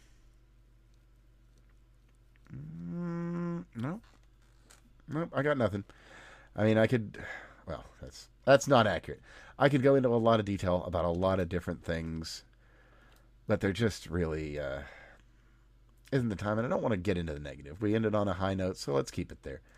So with that, I'll wish you all a good night. So again, give me a follow. I'm Evan. I'm at That Fake Guy Dan, all the places. My man Craig at CraigBob99. Of course, Steve at Ratman720. And, leave a comment. Share it around.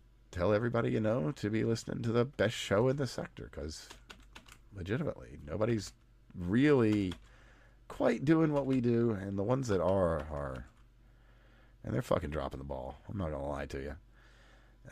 Sometimes, nope, no drama. No drama for this llama. You all have a wonderful night, a great week, and it has been an absolute pleasure. Talk to you again real soon. Be safe, be well, and train like you're hated. You are.